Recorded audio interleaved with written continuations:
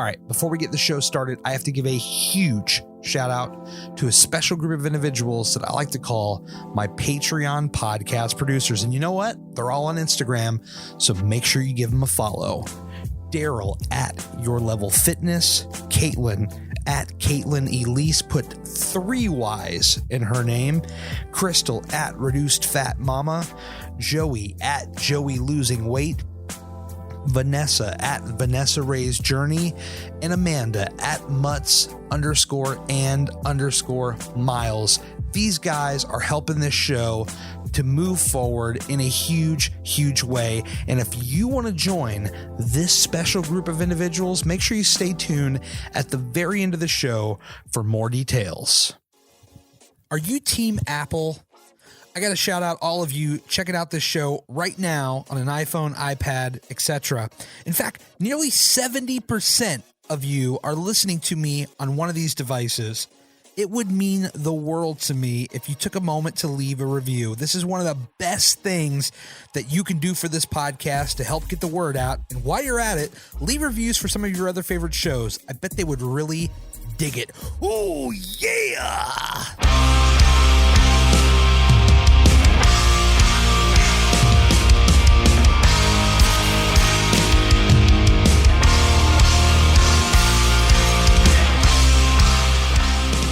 I'll tell you what. So as we start this thing, what I love about us, because we're going on like 20 years.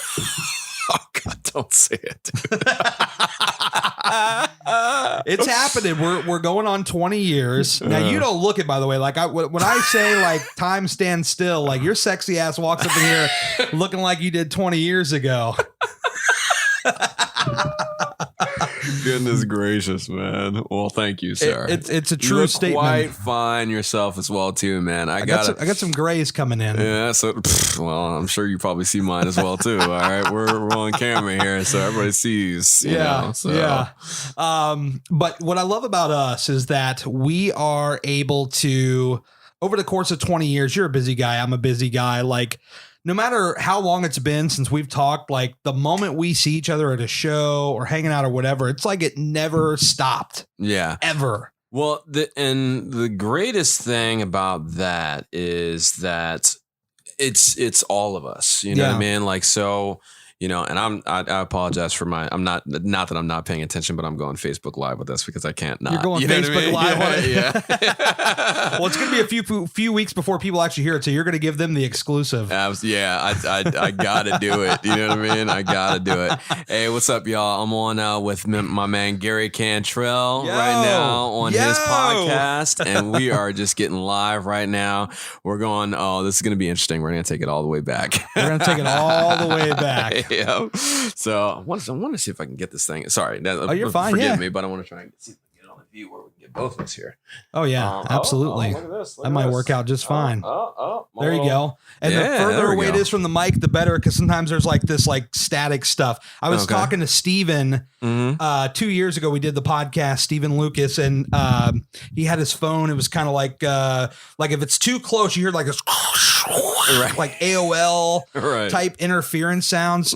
Heather and I's first podcast that we ever did, it was like littered with interference. We did it from my car. I had this whole rig in my car, and we were driving to South Carolina. We had our mics in our hands, and our phones were like right near the everything. So like it screwed everything up. And it was like a great podcast too. Right.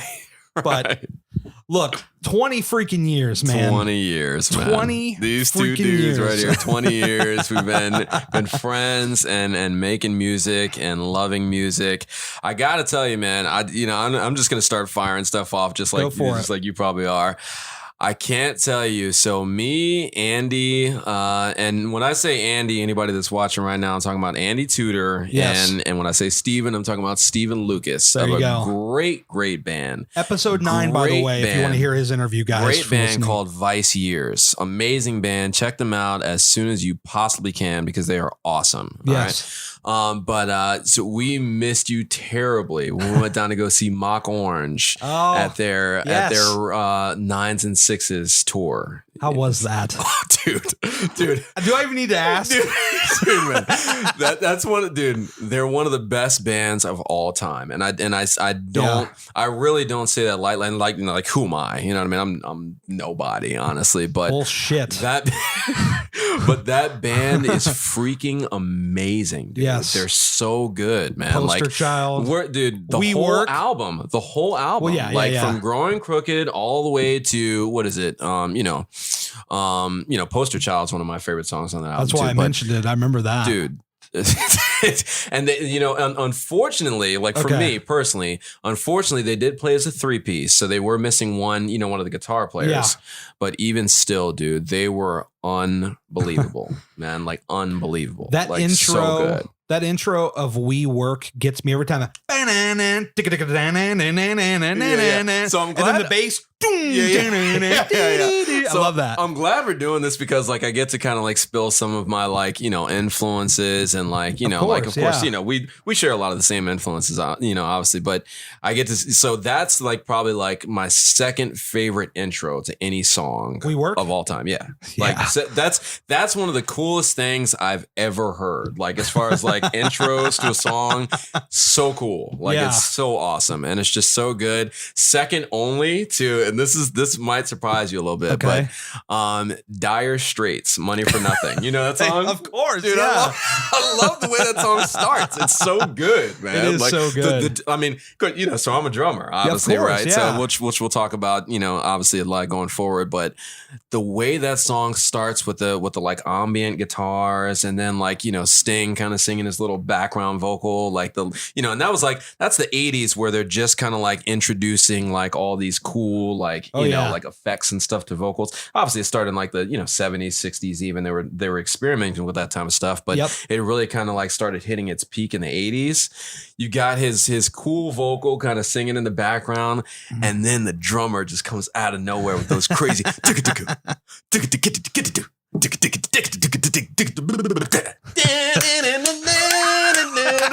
it's so good, man. That is hands down my favorite intro of any song of all time, dude. I love it. But "We Work" is second. That's the coolest thing. Once that bass drop comes in, and that's and when you think about bass and how cool bass sounds, that sounded like some trash ass bass, but it was good though. It worked. Right. It worked. We worked. So it worked. Good, Yeah. though, no, it was awesome. What I think about when I think about doing this podcast or even music, I think it's very much like therapy in a way. Music is therapy. Doing this podcast is very therapeutic. I would be kind of remiss if I did not, if I didn't do this right now instead of in the middle of the podcast. Oh Lord, where are we going with this one? No. Yeah, I'll just mess with you. So we were in a band together. We were in two bands together. Excuse me. Mm-hmm. Gatewood first, Good Day Gone. We'll definitely talk about some of that. But what I wanted to get into first, because when I look at my life as a whole, we get older. We're able to reflect. We're able to look back with a bigger picture. Hindsight 2020. Wink over it. Hey guys. One of y'all at least better be watching right now. Yeah. Because you're gonna be brought up again. Of course. Yeah. When I look back, I look at life and I try to always say I have no regrets whatsoever for the most part. Right. But I had kind of two regrets when I look back musically. And they involve you. And so now that we're here, we can talk about this. I just want to get it off my chest now, because the sooner I get it off my chest, sooner we can get to the fun, happy stuff. Sure. Even though it's not really sad or anything, but point being, when I look back at Gatewood, we'll start there first. I think that when we came along together and collaborated, I wish to hell that I had caught you probably 4 or 5 years later, honestly, because from kind of and I'm actually 2 or 3 years older than you. Mm-hmm. Okay. Mm-hmm. You had a hell of a lot more maturity than I had. And so when I look back at our music days, I look back at the only regrets I had was not taking it more seriously. Seriously. So we had the Gatewood, the vocal thing. We were in the studio, and I mean, I guess I just wasn't it just wasn't clicking. We eventually got a good take out of it. I remember that. And then I was like, okay, well, maybe, I moved to second guitar and we did one practice and that I just like shit the bed completely. And I remember that night I came right to you. I was leaving and I said, dude, I don't think this is working out. And the look of disappointment in your face cut through me like a knife. And I'll never forget that. And it's probably some throwaway thing that nobody else will remember, but like, I remember that shit.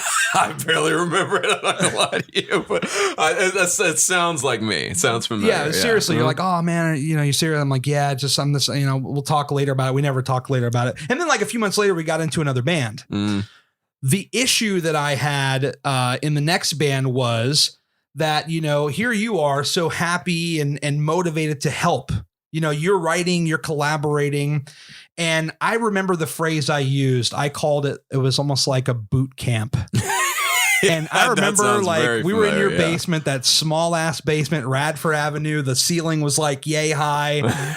And like I threw out that shit and like you weren't having it that day. And like you were like, dude, if you're not with this or something, I don't remember.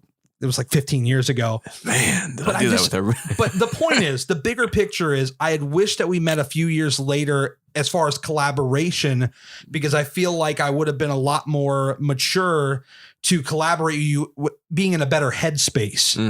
And like for yourself, you mean? Yeah, gotcha. but also to interact with others. I mean, like the way I was with Larry or Jason. And we talk about some of that, but like, just looking back on that, I'm like, man, I'm sorry. Like, I feel like I wasted your time to a certain degree. And I just wanted to apologize to you. Oh, well, I mean, honestly, apology accepted, of course. And like, I guess I appreciate that, but that's completely not necessary for me, dude. Like, I mean, we were in high school. You know what I mean? Like, so it's like, for me, it was a great time. I look back on that time with nothing but like, gladness and nostalgia, obviously, like good nostalgia. You know what I mean? Like that was a fun time for me. It was very much in really all of our like, discovery period time for all of us, so it's figuring like stuff out. Yeah, man. I mean, it's like, I wouldn't, I would hope that nobody's really harboring, any of the musicians and stuff we played with at that time or really harboring any kind of, I would hope not. Goddamn, it's 15 years ago. Exactly. Right. Like it's, it was so long ago that it was like, dude,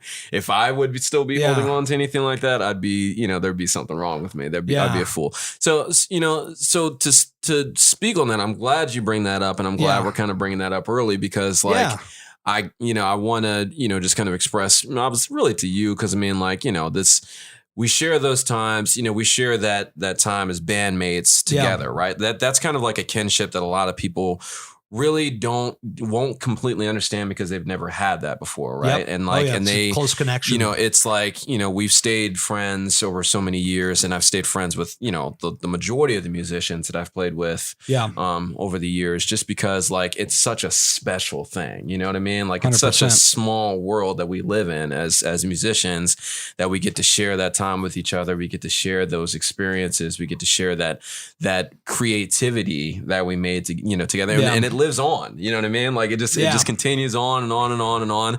I was hoping to get a chance to like run home. Like unfortunately I didn't get a chance to do it today, but run home and actually grab the Gatewood CD, which I still have. You still have that? I still have the 2-song sampler with Where Am I?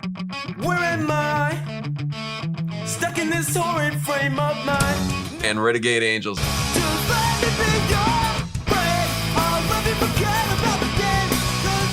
I was going to bring it in today, but if not today, I'll bring it in sometime ASAP. Right. So, but, it's just, I'm glad you bring that up because I can't say enough about how, how much like I still hold that time in my heart and how much I still like, I love just to kind of like reminisce and like kind of look back on just that time. Cause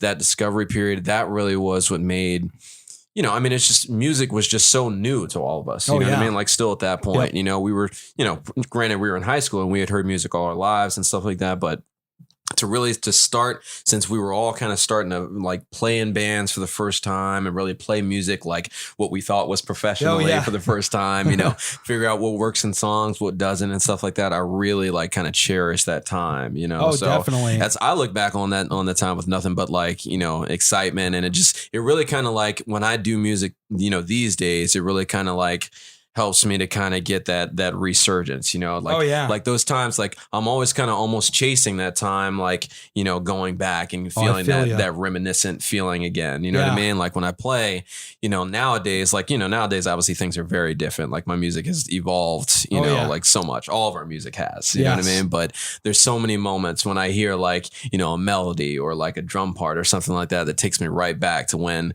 I was first practicing with, Good Day Gone or Gatewood back in the day, you know what I mean?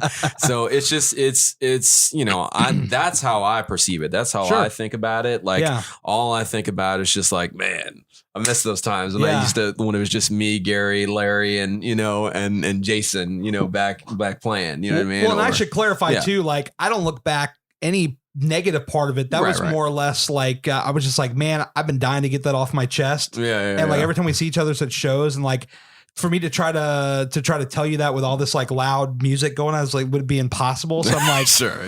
Yeah. I look back on it like very fondly. I was just like, damn, Gary, why didn't you have your act together, bro? And for me, like I look back and, like if you ask anybody that we know, personally that have either experienced you in the music world or really anything that you do, you're one of the most passionate guys that I know, man. Well, like, you maybe that's what you perceive for yourself, but we always looked at you just like, this dude loves what he's doing. You know what I mean? I'm my like own this worst dude, critic at times. I think we are to a certain degree. Like you probably cut a song and you're like, oh, I could do better with this, or I could do better with that. Yeah. I mean, come on, like, like you can only imagine, like, cause I've been fortunate enough to do a lot of music, in my lifetime. And it's like, with all that, all that practicing, all that work, all those songs that were completed, and the 10 times as many songs that weren't completed, still to this day, I look, a lot of times I'm very much my own worst critic. I look back on that stuff with just like,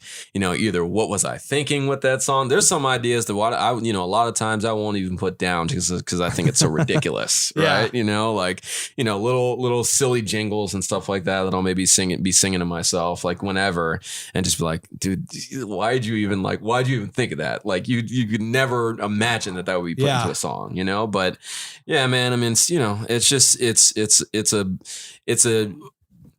it's an avenue or an outlet of taking chances, and it's just like, there's just so many ways that you can be creative, when you really give yourself the opportunity to. So you just do it, man. It's just, there's no other better way to explain it. You just do it, I remember our first show we ever did was in a car dealership, Don Byer Volvo.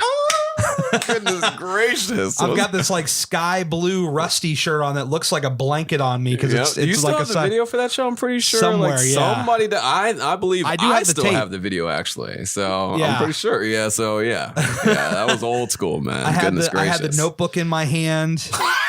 We played a few covers. We did like Saves the Day. I got to give a little shout out too. My man Roy Loso is actually watching right now as well too. He was on the vocals on that show. So what's up, Roy? I know you remember that joint. Oh man, that was one of pretty much the only time where Gatewood played as a 5-piece, right? Yes. I think the only time, right? Well, no, we did one more show at the Greenhouse with Staring Back and Fairweather. It was their release show. Dude. I'm taking you back to some places you ain't been in a while. I don't think he was ready for this. No, I wasn't. I wasn't ready to like. You remember all this stuff. A lot of this stuff. I mean, dude. I hate to say. I can't remember all that. This is what happens when I talk to Steven. Like he's like, how do you remember this stuff? I just remember it. I can't believe you remember that one. How do you forget Staring Back and Fairweather on the same show at the Greenhouse in Vienna? Well, because I forgot that we played it. I can imagine. Like I remember going to see those types of shows, but man, that's wild, and then some.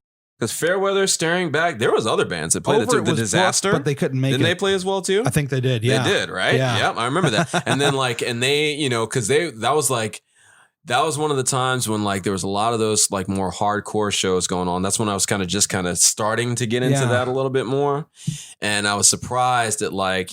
that people were really into them, it was just, because they put on a great live show. And then wasn't one of the guys from Sunny Day Real Estate at that show as well, I think too? he was. I think like the singer, right? Isn't that crazy. insane? Dude. Speaking of Fairweather, though, didn't you almost play for them drums? Didn't they want you? I swear to God, I remember like a story going around about that. No, I don't know. There wasn't. No, I don't think it was ever. Somebody must have been BSing. Yeah, I don't think we ever got quite that far. But I know I did talk to Jay one time, and it was actually at the Pictures and Pieces reunion show. Jay, the singer of Fairweather. He was there. Yeah, he was kidding. Yeah, he was there. I can't remember exactly why. I think maybe he was like. I can't remember why. Yeah. I don't remember why, but he was actually asking me, he was talking about how he wanted to move into like a pop direction. Like he wanted to do he was like, dude, do you want to do have you ever thought about doing like pop stuff? Cause I was like, I was hugest Fairweather fan back in the day. Like, and I was like track 5. And they used to scream out the numbers of the tracks for that record live. yeah, dude. So, so I talked to him a little bit about that. Yeah. Nothing ever came about it, but I was just like, of course I was just like, dude, yeah, whatever. Yeah. Like, yes, dude. Like Casting Curses was the jam. I think that was one of your favorites from the record. I love the whole record. Well, so yeah. Yeah. But that was one like when we used to like screw around in your basement, like that was like that was one of my favorite. Let's Hear It for D'Artagnan was definitely like probably my favorite from that record. Yeah. If I'm thinking about it now, I don't know. I can't really say that. Like the first track, what's the first track called again? If They Move, Kill If Them. They Move, Kill Them. Yeah, that's right. Yeah, that was. We always messed that was around the with title that. track, right? Yeah. That was the jam. Yeah, that was the freaking jam right there. But Let's Hear It for D'Artagnan. That was one of my favorites. And then what was the biggest one? Whatever It Takes. Yeah, I mean those dude, those were the jams. I love that stuff.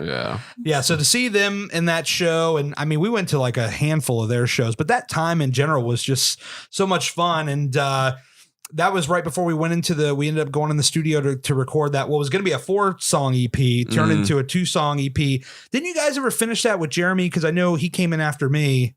No. Jeremy Lewis, you guys never finished it? Are you talking about with Gatewood? Yeah. No. Never finished that? No. I would have loved to have heard that. I still have the instrumentals on my iPhone. That was the one time we went into the studio, and then after that never just finished fizzled out. Yeah. I think we maybe did maybe some home demos and stuff like that, but we were too young to even understand that stuff at that point. Because I had met Jason at the Palace Theater show, the first show that you guys did without me. It was you, Eddie, and Larry.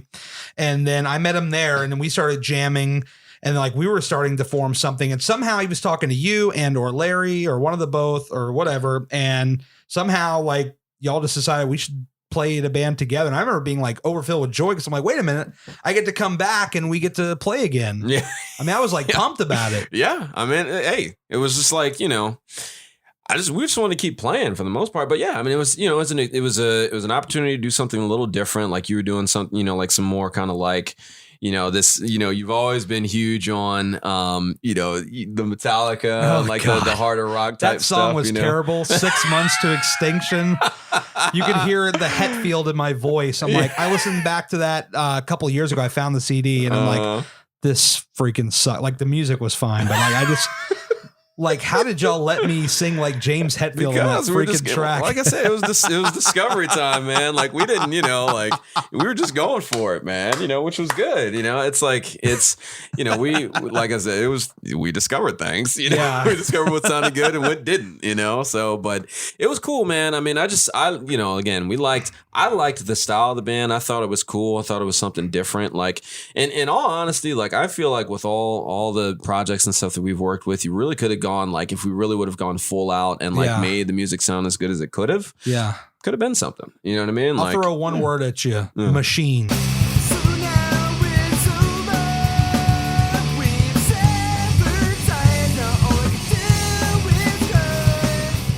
I know. I figured that was coming. Yeah. I remember because we had a connection with that song towards the end, coming out of the last chorus or whatever. That was that. And when I'd look at you, you'd look at me, and we'd be going nuts at the very end. I remember that every time because we would always wherever we were at on stage playing, we would immediately turn around for that part and we'd lock eyes and boom. Yeah. It's fun times, that man. that was good. And that song I actually can listen back to. I'm like, I like this. This was fun. It was fun times, man. Like we were rocking out, dude. Like that's all that mattered. I think if I remember correctly, the whole reason why it even like ended was because I think like creatively we weren't really jiving on that. Like I feel like Jason and I were listening to like a bunch of indie, like Counterfeit and like, just kind of like, I think you and Larry were more like on the, maybe not necessarily like pop punk, but like that kind of like Staring Back, that kind of like you guys are more there, which I love all that stuff. But like for some, I don't remember, but somehow we had just like butted heads creatively, I remember. And it just ended up in a split. And then y'all ended up going to Rain Delay Theater, which ended up being really awesome.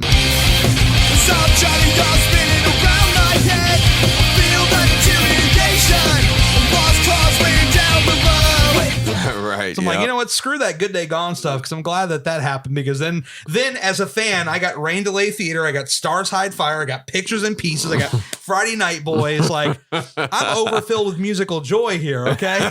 Right. I'm kind of glad it turned out the way it did. I'll tell you what. And during that time, I mean, that was always kind of my, kind of one of the things, one of the genres that I was just really big into. I love the pop punk. I love the emo eventually when that stuff kind of started getting a little bit more, prevalent and more popular. Yeah. It was just kind of more, just more what I was into. And that's just, that's just where it naturally went. You know what I mean? Like it was just that's where it had to go. So, yeah. Well, I'm kind of glad that you and Larry ended up going with Andy, because he's so freaking talented, man. And that dude, he only gets better with time as well too. He's like a fine wine. Yeah, he's a talented brother. He's a talented brother for sure, man. I mean, if you're listening, you're sick. You're sick. Is sick. I love you, Roy. Roy goes out of nowhere. He just goes Strider. Oh my God. I remember Scotty Kicks and Sticks. Oh, my man, dude. My man. I love that band. Have you heard from that guy at all? I haven't. Well, I mean, we're Facebook friends, which is nice. Same here. But we haven't spoken in quite a while. Yeah. Casanova Brown. Do you ever listen to any of that stuff? Of course, dude. I got it on my phone right now.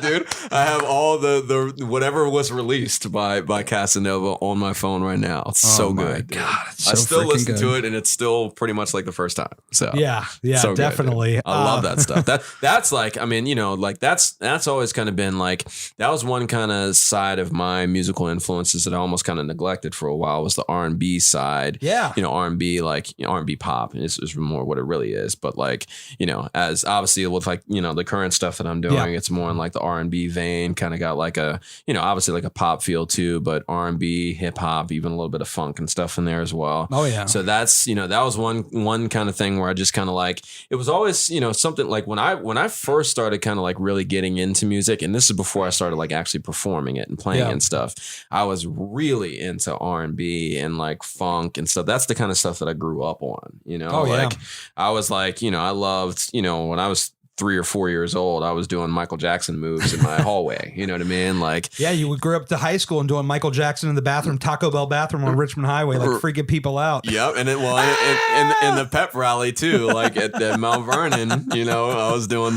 we did a skit, and I was Michael in that one too. Yeah. So that's the kind of stuff that I grew up on. And then, I mean, it's just, that's just, I don't know. I've just always loved that stuff. And, even going into middle school, I got really into it. Like that's when it like really, really kind of hit me. That's when I really kind of started like, seriously listening to music, like that's when I started buying CDs and like, all this kind of stuff. CDs, that sounds so old, but, but that's when, like John B, Boyz II Men, all those dudes, like, back then I was huge in that stuff. Usher, man, like dropping John B up in here. Dude, holy shit. Dude, I remember that guy. I'm bringing that stuff up because nobody really kind of like, for the most part, doesn't really talk about that stuff too much anymore. I mean, people do, but like, and like not in the majority of the circles that I'm in, like I don't hear a lot of that stuff mostly. And then like, the newer generation, like people that are, the younger kids these days, they don't know anything about that stuff. They're like Post Malone and right. Khalid and all these guys. A lot of the trap type stuff that's coming out. So,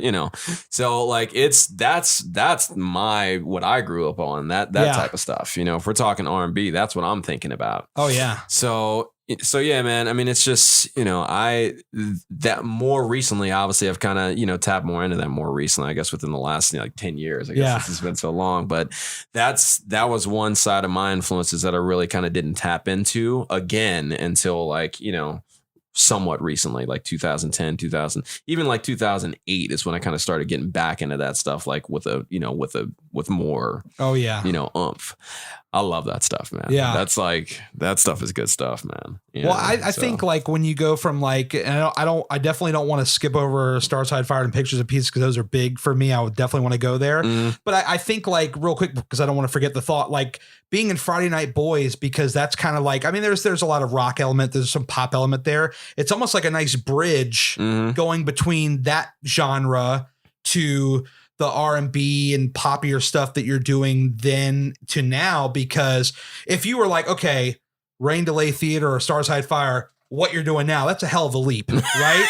Right. But Friday Night Boys, it's kind of like a nice little ease, like a transition. Was there anything about that time in that band that like kind of like flex that muscle for you? Like, man, I really want to kind of create a little bit more in this area, the more R&B and pop space. Yeah. I mean, it was the pop aspect, it's just because like the stuff that I'm doing now still is pretty pure pop when you think about it, and I've always honestly like that's, Friday Night Boys, like doing that band really kind of helped me realize that I just love pop music. You know what I mean? Like, and I was like, and I really kind of became like pretty like, unashamed about it, not that I've ever been shameful about it, but like, just really like not caring about not caring about what anybody says, not caring about anything, I'm just like, look, dude, I love pop and everybody loves pop and everybody has at least one pop song that you really, really love. Right. Of course. And it's just like, so there's so many different types of pop. There's country pop, there's R&B pop, hip hop pop, like all this kind of stuff. And I'm just like, you know what? I love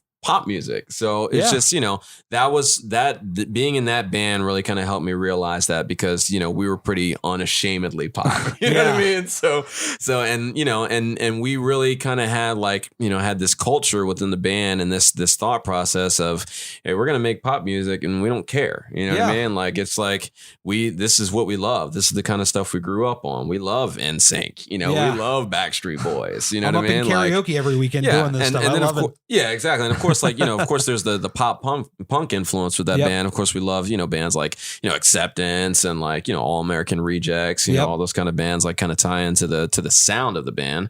But dude, I mean, I love it, Like, I think the when that band came along and hearing some of that stuff, I remember hearing it for the first time, like, this sounds like really, really different. But like I was feeling it because it had a lot of the pop elements, the electronic elements to it. And I'm just like, man, this is like, it really stood out like a sore thumb in the best way possible, because it's very like hooky, very poppy.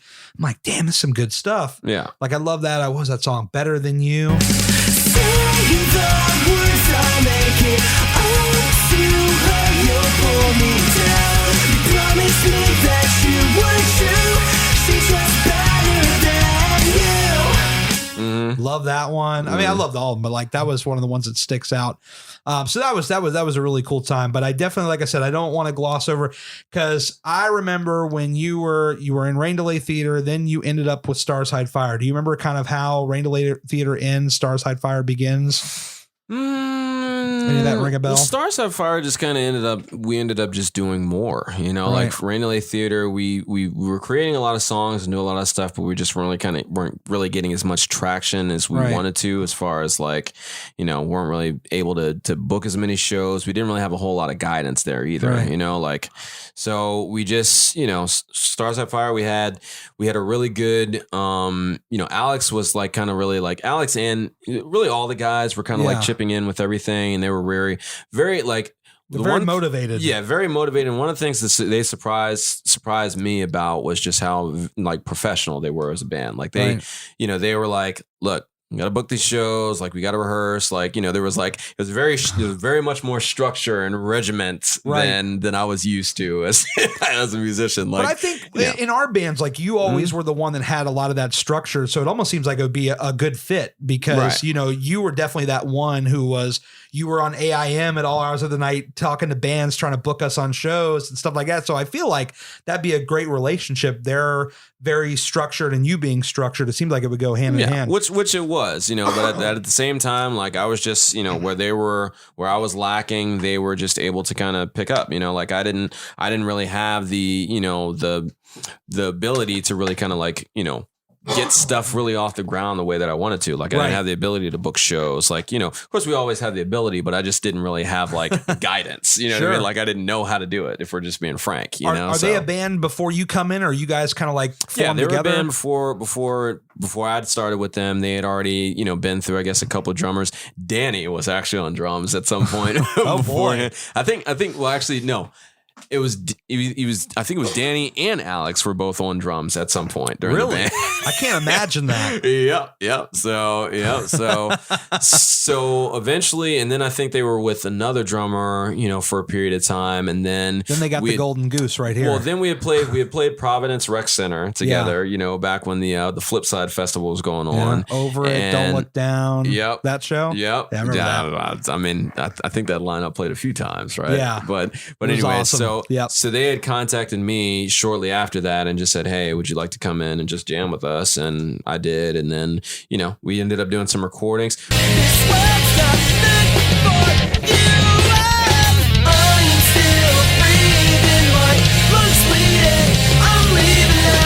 Really, like the whole thing was kind of like prompted as, hey, do you want to come, I think, record with us? I think that's how it started. Yeah. And then we recorded some stuff and then we did a few shows together and the rest was kind of history. I mean, we basically ended up kind of doing, you know, weekend shows and stuff together. I was still in Rain Delay Theater at the time. Yeah. And I was enjoying enjoying doing Rain Delay Theater and everything like that. But at the end of the day, it just got to be where, you know, Stars Like Fire was just doing so many shows that I was just like, you know, and Rain Delay Theater just kind of wasn't. And I was like, all right, well, if I'm going to do a band, you know, like doing shows and touring is what I've always wanted to do. Yep. So like, I got to go where the shows are. You know what I mean? Of course, it's you want to work, you want to get out there, you want to get the experience. Exactly. So yeah, it just ended up presenting just a little bit better opportunity, and I just went with it. I was like, let's go. I remember like before I saw any pictures or any videos or anything, I thought you were singing for them. I was like, no, because like when I hear "Where Am I," like you have that higher vocal at that time, and I'm like, you know, and Alex is kind of very high vocal range. So I'm like, is that Chris like tearing up them vocals? Like, what's up? Right. No, that wasn't me. So and then I remember like you guys are going to be on MTV. Yeah, I stayed up till like, what was that, like midnight waiting for that damn video. I think it was later than that, dude. I think it ended up being like 1 o'clock or 2 o'clock where it actually aired. Yeah. I was like a proud papa or something, man. Like I saw him like, my man on MT freaking V. Are you kidding me? Yeah, it was wild, man. I freaked out. I was waiting for it, man. I was waiting for it. We were ready to, you know, I was ready with the video recorder to tape, you know, to tape it on video and stuff like that. A lot different times back then, right? Oh, very different. Yeah. It wasn't DVDs back then. It was videotape. You know? So oh my God. Yeah, tape the thing, and yeah, man. I mean, it was cool, man. So we got started with that. So we signed to I Surrender Records with Rob Hitt, and he really was kind of like the driving force behind a lot of that stuff. Yep. Was really playing the demo for like pretty much any and everybody, and we ended up getting an opportunity to do that. And we went up to New York, did the video up there, and yeah, man. I mean, how long does a video take to shoot? I've never done one. How long does it take? At least all day, at like least 8 hours, at least minimum. an entire day. That one actually didn't take quite as long as some other ones have, but it takes the majority of the day. It's like it's at least an 8 to 12 hour day if you're doing just on like a basic video. But if you're doing a serious video, that can take a day or two, depending on what kind of whatever it is. And then obviously the editing process takes like a good amount of time. I'm starting to edit video now, and just the little stuff that I'm doing like takes me like 2 hours minimum. Yep. Just imagine if you're adding like multiple cameras, effects and multiple cameras, like angles, different, like lines and lines of footage and stuff like that. It can take a while, but yeah, I mean, that's, the videos that I've done so far, it's been at least the majority of the day. Yeah. My phone died. Oh well. Oh no. Stay tuned for the rest, folks. No, it's all good. We'll keep rocking. But no, I just look back at that and I'm like, man, this, when I first heard that EP, the Shortcut to Loss, I was like, my God, like this is freaking, as one of our old friends, Eddie would say, beef. That's a throwback, folks. That's like that's a dated reference to like 5 people that will ever hear this podcast Eddie will understand. That's another guy too, and I just want to say what's up to Eddie as well too, if he gets Eddie a chance to view this. But that's another guy too, man. One of my best friends in the world, man. Yep. It doesn't matter when I see that dude, like all of us obviously, but like when I see that dude, it's always just like like yesterday. You know what I mean? Where like, is he? Is he local? Did he move? I think he's, if I'm not mistaken, I think he's still out in Oregon. Oregon. Yeah. Oh, okay. If not, I believe maybe he even moved somewhere in Washington State. Not entirely sure. Wow. But yeah, somewhere in that range. Yeah, somewhere in there. But I remember hearing that EP and I was just like blown away because it was okay. Here's the thing, like you hear a lot of local bands. We play with a lot of local bands. And when I heard you guys, it was the first time where I had heard somebody that I knew in a band where it didn't sound like a local band, if that makes sense. Like it sounded like one of those cool touring bands you would see that's on like a label. Band. Yeah. I was like, it sounds like really polished, really professional, really like high energy. I love the mix of the music with the vocals, just the overall style of it. I'm like, this is unreal. Like I was all in. Yeah. It was good stuff. I mean, it's just, we were fortunate enough to have just, a lot of people in our corner, specifically Rob Hitt. I mean, he really was like kind of like he really was like one of the biggest fans of that band. And it was pretty amazing to see. Y'all got to open up for him. Yeah, we got to open up for him. And like, he really was like one of the biggest fans. And it's like, that really, really helped us out to have somebody like, obviously that's in such a great position like that to, to kind of get behind the band and do what he did for us. I mean, it just helped us out so much. Right. But yeah, I mean, just, that mix, like combined with just the professionalism and the desire to want to be a good band, from the other guys, like it just really it really got us to where we wanted to be. We were, well rehearsed. We rehearsed we rehearsed heavily. Oh, yeah. You know what I mean? Like it's just I still have a video of you guys opening up for Fairweather, their farewell show. I have that video somewhere. And I remember, wow. I was like, because that was the first time I saw you at St. Andrews. And like we had been to a million shows at St. Andrews. So to see one of my friends on stage playing St. Andrews to a sold out crowd, like that was another cool moment. Yeah. I was like, man, he's up there. He's playing. I'm like, I can just imagine like how cool that is for you, like to see that view. Cause that gymnasium used to get packed. Yeah. We saw I still tell people this story and they don't believe me. So for the record, you're there. You can verify. Newfound, Midtown, Dashboard Confessional, Hot Rod Circuit, the Strider and River City High, $8 in a church gymnasium. What's up? Yep. That was a hell of a show. We saw it all, man. We saw it, dude. That was the night before we played Richmond. We were playing with a bunch of locals that time. Was it Nancy Reagan then, or was it? It was Twisters. Goodness gracious. And so it was Nancy Reagan, it was Twisters, and then it was like just the address of the club at some point too, wasn't it? Or something, 929, was that what it was? Yeah, I think so. I'm just throwing out numbers, pretending like I know. Oh man, look at that. We played there twice. I remember the first time it was, I mean, they were both good, but like the first time was really special because we got on stage. The people didn't know a thing about us and they were already cheering. They were welcoming us. I think Eddie's cable went out. And like I remember we were like, all right, we're going to turn our backs to the crowd when we get up there. We're going to start playing. And then when the song kicks in, we're going to turn around and get in. And I remember like some girl in the crowd who was, I think one of the girls we hung out with at that guy's house that New Year's or whatever. She's like, why don't you guys introduce yourself? And I'm like, all right, lady, pipe it down. We're about to do this. We're trying to make our big intro here.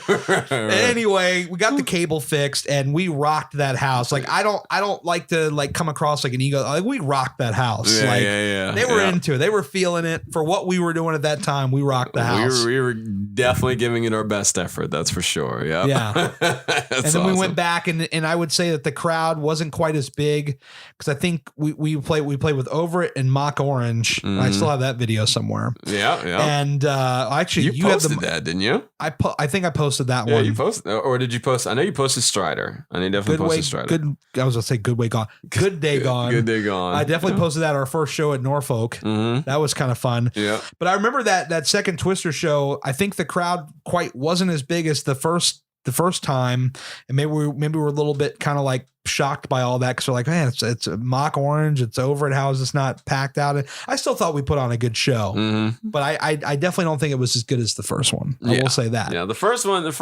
feel like we just felt a little bit more free. Yeah. Wasn't the most pressure because we weren't playing with Over It and Mock Orange, who were like our heroes at the time. You know what I mean? Like it was just like that's two huge bands in our, like in our line of influences, especially at the time. I mean, like at the time I was just like, obviously I was a really, really huge Over It fan, but I mean, Mock Orange at that point was just like, I was just like, dang, this band's coming all the way from, Indiana or wherever they're coming from. And, and they just, this was like right after they had just released the record play, you know what I mean? Like, so I'm already like completely like a 9s and 6s addict, so it's just like it was really cool to be able to play with them, and just like, and we had just written a new song like on like 2 weeks notice of that Midlothian Turnpike. Roses bloom in threes on this desk we made here to the rhythm of my feet. That's the only part I remember. Goodness. Do we have video of the first one or just the second one? The second one. Okay, I've got some crappy faded green out photos that like developed wrong from the first show. It was terrible. I remember those. Yeah. But no, I remember that show and I'm like, man, that wasn't as good as the first, but you know what? We had fun. I remember that much. Yeah. I mean, it was, we were doing it, man. You know, like, where a lot of people weren't, we at least like went out and were playing shows like in high school. You know what I mean? That's pretty huge. I'm sure Starside Fire, you guys went to Richmond probably a couple times. Did you remember like if the Richmond crowd was like really cool with y'all? Like, was it because like I feel like when we went down there and we went to a couple shows down there, it felt like just Richmond, the people in general were like into the scene, no matter who it was. They were vibing with it. How was it like going back down there with like a Stars Hide Fire or something? With Stars Hide Fire, from what I can remember, it wasn't really all that. But like Stars Hide Fire, we only like there was only really kind of a few areas where we really kind of feel like people were lit, like people were really kind of like, off their not off their rockers, but kind of like more into it than others. We were really relatively, unknown, you know what I mean? Like when you consider some of these other bands and stuff like that. Which like, is crazy when you hear the music, or like this stuff could be very commercial. Yeah. I mean, not to kind of like toot Stars on Fire's horn or anything like that, but there's a lot of bands like that. There's a lot of bands and artists that are just really, really good and don't get a whole lot of people never hear them. Love. You know what I mean? Through Being Cool, like every song on that record could have been like a radio single. Like if it was actually sent to a radio station, like I look at like DC 101, I don't listen to them anymore, but like how many 311, Pearl Jam, Sublime songs or Nirvana songs do we have to hear? Like if a band like Saves the Day, like Through Being Cool, anything off that record got on the radio, people would fall in love with it. Newfound Glory, self-titled, they'd fall in love with it. Like there are a lot of these bands that like, we love, that we will remember forever, that just for whatever reason never got to break through to that next level, that I thought if the masses would have heard them, they would have exploded. It could have ushered in a whole new era for music, I think. Like the way Nirvana did in the early 90s with that grunge stuff. I felt like that era of like pop punk and all that kind of stuff could have exploded if given the right ammunition, for lack of a better term. Yeah. I mean, it happens with some, and some it just doesn't. You know what I mean? So it's just like it is what it is. But I mean, that's like with that, with Stars Hide Fire specifically. I mean, it's just like that. Now I will say this just because I want to like I love to just kind of remember this, and I love to remember like moments like this. There were definitely some areas where it was just like, wow, like this crowd is insane. And one of the most specific memories that I can think of, and I'm pretty sure that we were on tour with Midtown when this was, but New Jersey, Starland Ballroom. Wow, that was one of the coolest things. We actually still like. So if you go on YouTube, you can still like. I'm pretty sure that we still have if I'm not mistaken, if either it's on YouTube, or I know that Adam, our guitar player, has a copy of it. Yeah. You can see a video of where we actually were playing Starland Ballroom and people were just going bonkers. Like you just see a clip of it. I don't know if Adam has a full video of the whole show, but I would lose my mind to see that. Yeah, it's pretty cool. Adam still has all that stuff. Yeah. Like Adam's good about like keeping all that stuff. I'm sure you can tell by all the details. So do I, dude. Like I love to see that stuff. I love to see like, just like kind of reminisce about that stuff and see like, like behind the scenes footage and like, live videos and stuff with bands. I love that stuff. But there's a video, like there's one video where it's just like a clip of like it's Still Breathing, like it's the song Still Breathing, and then everything cuts out and it's like where we have everybody kind of sing along. The whole crowd, and it was like almost 300 people. The whole crowd knew the song. Yeah. And they were all singing it, all had their hands up. You see people crowd surfing. I think Brody does a crowd surf like during the song and stuff like that. Yeah, dude. Like he jumps right in the crowd. It's so awesome. Like there were some areas where people knew who we were and they rocked out hard, dude. It was pretty awesome, man. Well, I will say when on one of my last shows I ever played it was like 2007, one of those Nova All-Star Fest. I actually got to finally experience something like that. Like, it was the last band I was in, Starlit Eyes, and we had put out this EP that like a decent amount of people knew.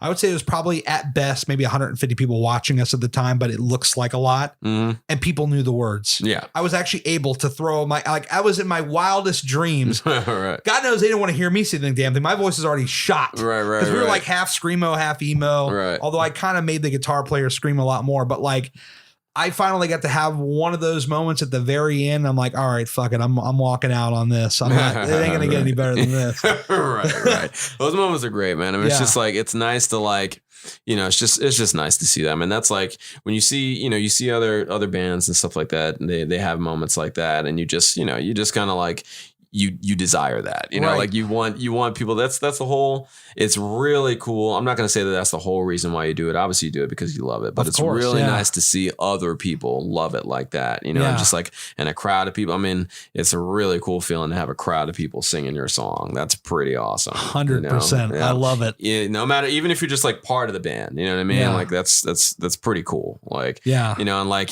even with all of the bands that I've been in, anytime that I've had like an experience like that, I'm ecstatic, like regardless of whether I wrote the lyrics, whether I didn't write the lyrics, like if I'm just, whatever role I was in, ecstatic when people do that. It's pretty awesome. Yeah. I remember, I mean, when I look at Starside Fire to kind of put a bow on that, I mean, like, it seemed like you guys were off to a hell of a start. Like what can you speak about? Like what happened? What do you remember? Like where it went south for the band?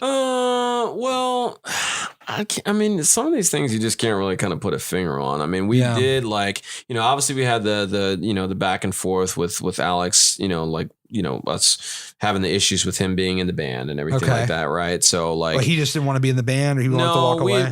We had decided to part ways with him, and we had, just kind of had a little bit of issue there. Okay. And then, honestly, we didn't really recover after that. But even before then, we really kind of we went on a couple of tours, and they weren't the most glamorous thing in the world.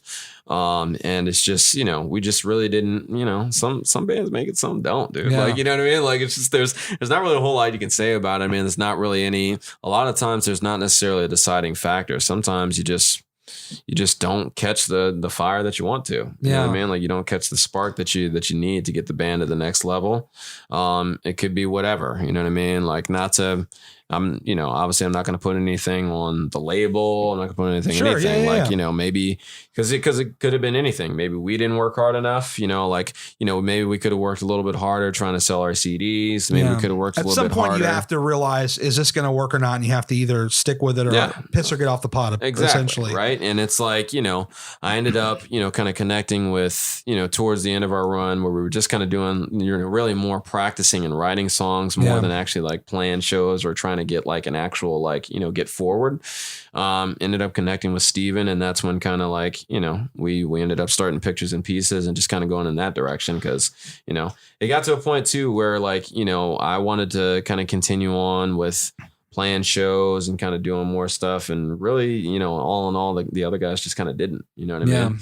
So, you know, I continued on, and, you know, we all kind of just went our separate ways. No hard feelings or anything like that, but it just happens, dude. You know, I still listen to that stuff. I remember you guys had put out like this CD had like I want to say like B-sides, and it was like this like 10 track. It's like Ghost Pains and all these other songs, like some instrumentals and stuff. It was pretty good stuff. Good stuff. But Adam's got a whole treasure trove of all that stuff as well too, man. It's kind of fun listening back to that stuff as well too, because you're just like, man, like, forgot all about this stuff, right? You know, like you remember the, you know, kind of like the mainstay stuff, like, you know, like the, you know, the EPs and stuff that we released and everything like that. But the B-sides, that's kind of like, that's almost more fun to kind of go back and listen to for me, because I'm like, wow, like, man, the stuff that never like surfaced. Yeah. It's pretty cool, you know. Like some of it's like actually, you know, like decent, you know. So it's kind of fun to go back and listen to that stuff as well. That's a hell of a segue to where we're going next. Okay. Pictures and Pieces. Right, yeah. Because I still got some old demos from you guys that never saw the light of day. So I'm excited that we're going there too, because that's like one of the more like, you know, that's one of the more exciting projects I think that I was involved with. Yeah. I mean, that was a really, really interesting, cool band, man. Like, it's just like, and just You're like, telling me. you know, mostly like in, you know, for me, like mostly because like those guys are just super talented. Like they're just super talented, like, you know, adaptable, you know what I mean? Like just talent, like great at what they do, you know? And it's just like, it was really exciting to play with those guys. And like, just, it's really fun to look back on the stuff that we did, and just to revisit some of the music and stuff that we did. Steven's going to kill me for this, and he's going to kill me, period. Bring it. But we've been talking for the longest time about actually like completing, because there's a lot of songs that, you know, again, like the B-sides and stuff like that. Moving on, but they weren't Share With Me. Yeah.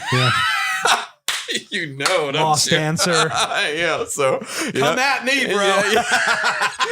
Even beyond that too, there's more. You know, there's more material even like that we didn't get a chance to like complete and stuff like that. Yeah. That's quote unquote B-sides, but I think are really, really cool. Like really, really cool Definitely stuff that I A-sides. think I would consider them A-sides. Like I think the full length like really could have been like 16 songs of like songs that I would have been super proud of. You know what I mean? Like whether or not they would have been hits, whatever, you know what I mean? Like there are many different directions I can go, but I know chronological would be the best. So I'll tell you this: the first time I saw you and Steven together at the space, that was like where I used to work below. Yep.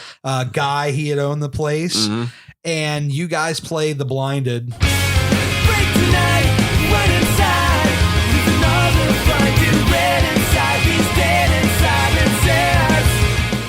and This is the first time I ever hear this song. I actually made my AOL screen name The Blinded for the longest time.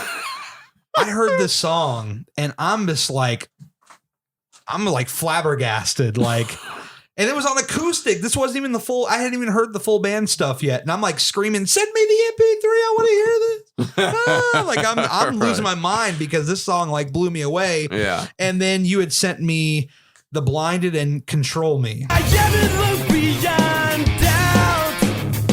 Wishing I could see clearly, but still while I follow you down the path, trace this step. And Steven actually said on the podcast, one of his biggest regrets was that you guys never got to play Control Me live very much, if at all. And I'm like, dude, I'm in that camp because I love that song. He said, well, bother Chris, because he said he credits you very much as like the father of Pictures and Pieces, that a lot of it was your baby. And so, damn it, Chris, I want to know, why didn't I ever get my Control Me live on the shows? I don't even know how to answer that question, man. I don't know. I mean, it was a pretty complex song, you know, and it just kind of like, I think we had practiced it maybe a few times, and it just like, so good though, man. Yeah, it just really like, it was a little difficult to perform. And I don't know. I can't even explain. I don't know. I don't I'm looking for everything. Oh man. I think maybe I just kind of had like a little bit of a, like not a sour taste, but just like, I don't know. It just ended up not, I love the song. I think it's really cool, but it kind of didn't really end up being one of my favorites. Honestly, I think is really what it came down to. And, you know, in the, in the end, it just didn't make it. I told him, I said, if you guys ever get back together, like I'm going to start a petition. It'll be a signature of one. Maybe I'll get him to sign it too, because we'll he was passionate about it. Like, we'll play it, Bring man. that shit back. Yeah, because I honestly, we'll probably do another like reunion show. Is what I'm hoping. Like, because like so far, like all the guys have been. We were even talking about doing one. I think about a year ago or so. Like, but we'll probably do another one because that like we're all pretty open to it, and there's really kind of no reason not to. Yeah. Yeah, we'll play it, dude. I mean, we played so Magazine was another one of those songs where we'd never really played it live and never really like, done anything with it. That was on the full length. I was at the We Are. Yeah. We are the ones you said you would never see on the cover of a magazine. Look up to the sound, it's written and things around. We Are. That was like, okay, so it's actually called Magazine then. That was the working title anyways. The I think it ended up being called We Are on the CD.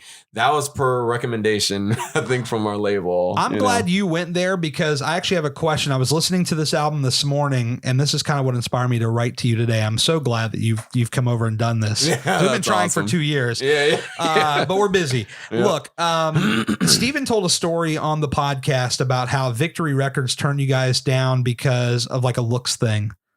I guess. Yeah. I mean, I'm sure that was probably. But part I'm listening to We Are, and it's like, we are the ones you said. Was that like a fuck you to Victory Records? I'm just asking. I mean, that was more of just a F you to everybody, really. Yeah. You know what I mean? Like, I mean, it's just kind of like, I don't know. I kind of always kind of like that concept, and it's just like, I don't know. It just kind of like, it was just something, something to write almost. But it wasn't, I don't think there was a lot of the times with a lot of those songs, there wasn't any really specific, anything directed, like any specific direction. And nor has there really kind of ever been for most of my songs, honestly. They're coming from somewhere, but a lot of the times I don't think, hey, I'm going to write this about this specific person. Rarely will I do that. Yeah. Right? But well, look here, Victory Records. Bring out your checkbook. Let's get this band back from the dead because y'all passed on a hell of a... Look, in all seriousness, no bullshit. I'm not blowing smoke up your ass. It is criminal that Line of Sight was not heard by more people. When I did my old wrestling radio show back in 2007, 2008, when this record came around, coming out of the commercials, I was playing a song of y'all's coming out of every commercial. You can go back to the old podcast and you can hear it. And right out of the break, even though it had nothing to do with wrestling, I'm like, these are my friends. This is the name of the album. This is the band. It just hit iTunes. Go buy it now. If you go onto iTunes, I think you could still see people reviewing, say, I heard this on the show called The Shoot. They sent me here. There's a couple reviews that say that. Oh, really? And that's awesome. Because I was like telling everyone I knew that you need to hear this record. Like I was telling people on the radio show, if you buy this record, because at the time there's no streaming. Right. I'm like, if you buy this record and you think it sucks, I will refund you your money. Like that's how confident I was in this record. Right on. But it was criminal that this record was not heard by more people because from start to finish, it's one of those ones like a Through Being Cool, like a Newfound Self-Title, like an Over It, Silver Strand, or any other record they put out. There was nothing on there that was skippable. Now, as somebody who wrote the songs, I'm sure you can pick out a dozen things that you don't like. But for me, listening to it start to finish, there is not a damn song on there that I will skip. I go all the way from front to back, which I did this morning. So let's kind of go off. I was ready. Yeah, let's. I mean, not that there's really a structure to this, mostly. Like not to say that you're not structured, right? But just no. So let's kind of go. Yeah, let's go a little bit crazy with this. So let me just kind of like rate that album from start to, from favorite track to least, and as quickly as possible. I'm riveted to hear this. So yes. All right, so this is gonna be tough actually because I'm probably gonna go back on my word like a lot of it with these. But so all right, so man, do you have it? Like, do you have the record? Yeah. Like anywhere? Don't tell me. I was about to say, don't tell me you have the actual CD in your pocket. I wish I had this. I never got the hard copy. You never got a hard copy? No. Do you have one? That's criminal. I'm did you guys even print copies of that? Yeah. Oh, you did? Yeah, we did. We did. Well, if you find one, save one for me. Right. No, I'll make sure to get you one. All right. So here we go. I'm gonna have to take a look at the list because I don't want to be wrong on this. Like if I look at it, then I'll be able to give you honest answers. And I know Steven had told me that like he felt like some of the track names were wrong that they put there. Yeah. So I know them though. I know which ones are which. But please clear it up because I'm like the kind of guy where I will go on my iTunes when we're done and update that shit. Like I'm not having that. Like, okay. All right. So number one. See, this is going to be hard because I'm thinking about what I personally like, and then what I also like think could have really been like a great, like if we released it as a single, could have been a great thing, right? Backs of the Summer. That's where I'm going. All right. So if I'm going to say number one, yeah. All right. Oh gosh, that's hard, man. This is like too hard. I can't even do it now. Outside. See, all right. So if I'm going to say number one, so if I'm being honest, I'm going to say it's between Search Your Thoughts. Oh my God. Yeah. Which is so many words. Yeah. All right, which is the name of that song. Updating that. Or Outside. Okay. It's between those two. If I had to pick one, I'd probably say So Many Words. So many words can say to you, but it's all very fighting. Now I've got to let this out. That song just has, just the energy. I love energetic songs. Yeah. And I love songs that I could just like, when I hear it, like, it just kind of like gives me that like, like kind of pumps me up. You know what I mean? Like, it just like, I love that. And that song transforms so much because I have the very first demo of that song that ends completely differently. It goes off in like this musical interlude at the end. Yeah, yeah. And then on that version, there's like vocals back and forth. Yeah. And it's like a whole like that song took on a whole new life. And I love what it became. Like I love like just the whole history of that song. When we first were writing that song, we actually like Steven and I, we were kind of like, I was fooling around with that riff. I first had like the chords to the song, and then I kind of came up with the idea to the chorus a little bit later, right? Right. But the first had the chords, right? So in the first riff that I wrote for that was, that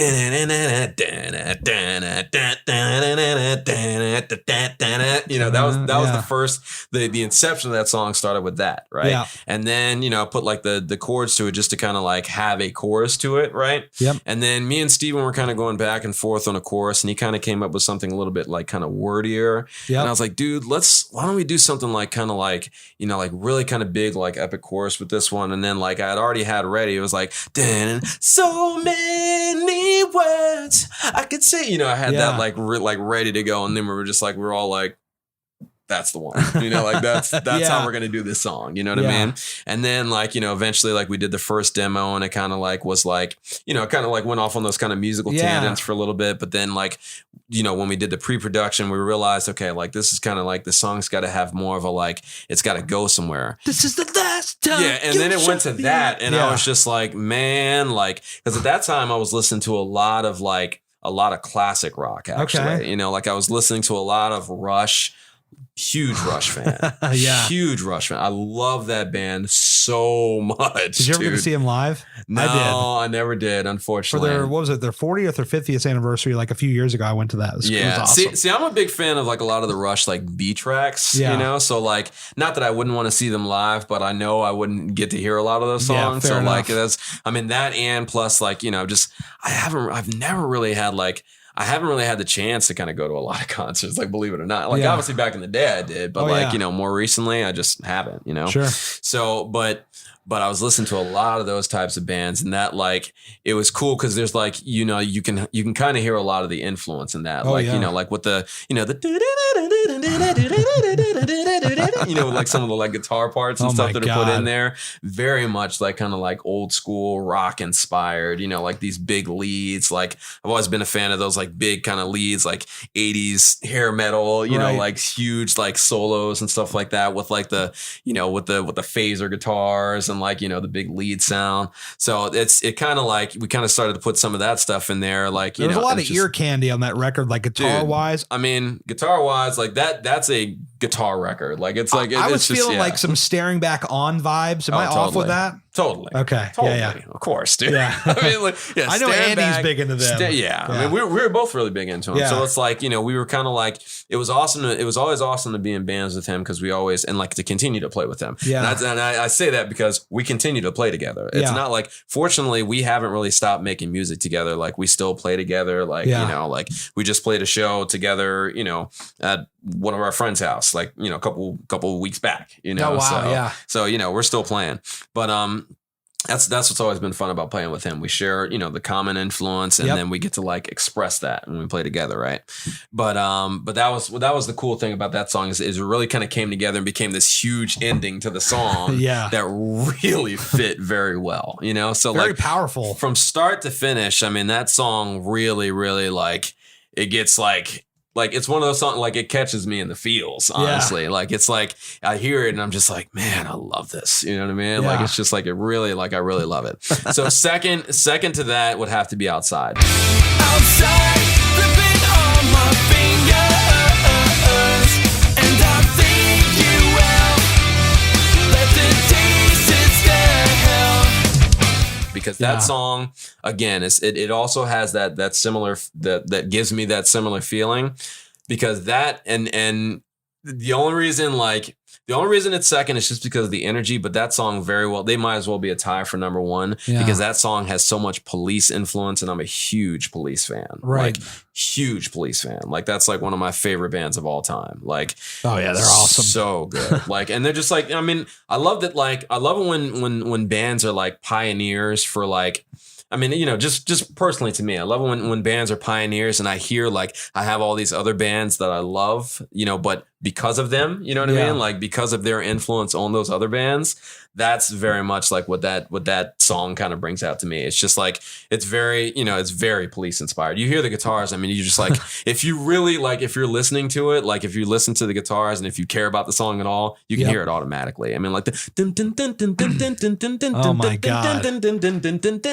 That's so Police, you know what I mean? Like, so good. It's such a Police riff, like, but then when the chorus hits on top of that, it becomes this whole other thing. You know what I mean? Like it becomes this like, I guess it's an emo song, but it kind of sounds like almost like a cool B-side, like emo track. I still get hyped on the intro though. The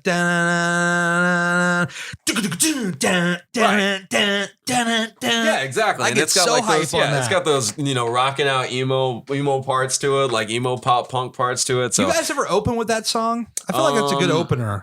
I have no idea. Probably not. Well, I think you guys used to go with the Wake a lot. That was like the opener. We always did. We did the usually it was either the Wake or sometimes we open with, I think one or two times we may have opened with So Many Words like earlier on in the career, and then eventually it ended up being what I'm probably going to name as my third favorite song, which is Line of Sight. And I believe that when the dawn is shedding light to the sky, we set our sights when we prevail. Oh yeah, which was originally called Bin Laden, or The Hunt for Bin Laden. Gosh, you know it all. I love it. So I learned about that from Steven. Yeah, I would say is probably my number 3 because again, it's another one of those like super energetic songs. Yeah. Awesome. Like, I mean, like it's just such a guitar heavy song or heavy record. Yeah. That it's just like, I love it. I love that record primarily for the guitars. Like the guitars are like, I think really, really cool in that record. And that song changed a lot too. Mm-hmm. Yes, it did. Because the first version had like a completely different like middle section there and totally different melody and lyrics, which goes into the chorus, which kind of stayed the same. And then you hear the final version. It's right. Well, the chorus was like completely different. Like the chorus was like, we kept trying to go this like we were kind of trying to make it as So Many Words, you know what I mean, to where it had this big pop chorus, but it really just kind of like it just wasn't that, with the verse and with the with the intro, it just didn't like. I loved the verse and the intro so much that I was just like, okay, this is the good starting point. I don't want to lose the song, but where are we going to go from this? You know what I mean? So we tried like numerous different choruses. We tried to like. I think we tried to do a halftime chorus. I think we tried to do like, like a more pop chorus with poppy chords and stuff like that. It just didn't work. You know what I mean? Yeah. So I was like, all right. So we broke it down and it was just like, what are the main influences of this song? And like after a long while of thinking, I was just like, dude, this song is so clearly inspired by Story of the Year. It's just like, let's just make it like a straight Story of the Year, Page Avenue type song, right? Man. So then we just came out with that chorus that was just dark, and just like, kind of, but like still had this like kind of like lightness to it with the lyrics and stuff like that, So I believe that when the dawn is shedding light to the sky, we'll set our sights when we prevail. And I was just like, I was like, oh yeah. outside the window. Yeah, and I still hear that song, and I just like, I'm so glad that we went there with it. You know what I mean? Yeah. Like I was like, it fits so much better than anything that we were trying to do. Well, the early version, something about like some just one card pulled from the deck, cutting me down at the neck or something like that. Like it's completely different. Yeah, exactly. Yeah. Right. And that just didn't hit as hard. You know, like I wanted something that like hit nice and hard and had like a big sound to it. And when that got finalized, I was like, yes. I was so hyped. I was like, that rules. You know what I mean? Like I was so happy, dude. Like, and I'm still like, I still hear the song and I just like, I jam out to it with my headphones on and I like, dude, it's still like just thinking about it now still pumps me up so much. I'm just like, outside the window, there is a dawn. It's like there is a sign that calls to us. Now's the time that we prevail when we look back on ourselves. Dude, that song rules, so man. Good. Like it, and not to again to my own horn. It's just because I listen to it like I love to listen to this kind of stuff as just like an outside, like if I'm listening to it like just somebody that hasn't written the songs, you know, like somebody that just like is listening to it, and I get excited listening to that type of stuff. Oh my god, you know? Yeah. So all right, so then after that. Good Lord. Oh man, where am I going to go from there? I probably have to say, so I'm probably going to fire off on the rest of these because those three really kind of like, you know, I think they're all like, I think they're all good, right? But those three really kind of stick out. Whenever I go to play a song on the record, it's usually one of those three first, right? Yep. But the next one I probably say is Addiction.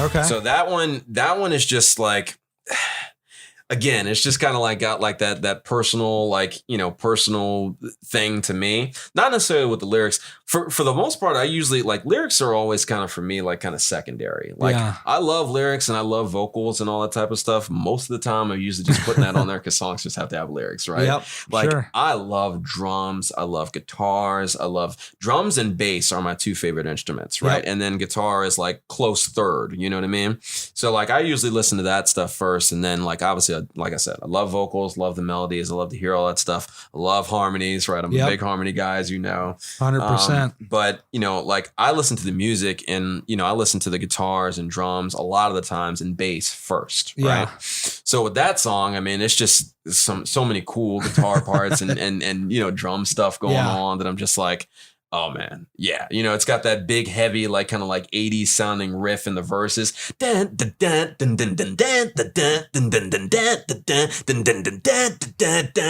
know, like, dude, I love that. So you know what I mean? So good. That's super cool. You know what I mean? So then this is probably going to be out of order, but I'm just trying to like in the interest of time, I'm just kind of trying to like go through it, right? So then after that, I'd probably have to say. I'd have to say Step Forward. 1 major step forward, please. We're breaking down resistance. Oh yeah, because that song is just crazy. Like, it's just like insane, you know. It's like very different from a lot of the record, which is cool. You know what I mean? Like which I was glad about. I was glad that we like. You know, that we did that song and like that I, you know, like that was another one of those songs where I was like, I wasn't even sure if we were even going to kind of like to take the chance to do it. I remember showing like both the first people that I showed that song when I had demoed it was Andy and Jesse. Yeah. And I showed it to them and I was like, look, guys, I mean, I don't know what you're going to think of this. You know, this is kind of weird. You know, like this is kind of like off kilter, but here it is. You know what I mean? Like, check it out. Let me know what you think. That ending's wild too. Yeah.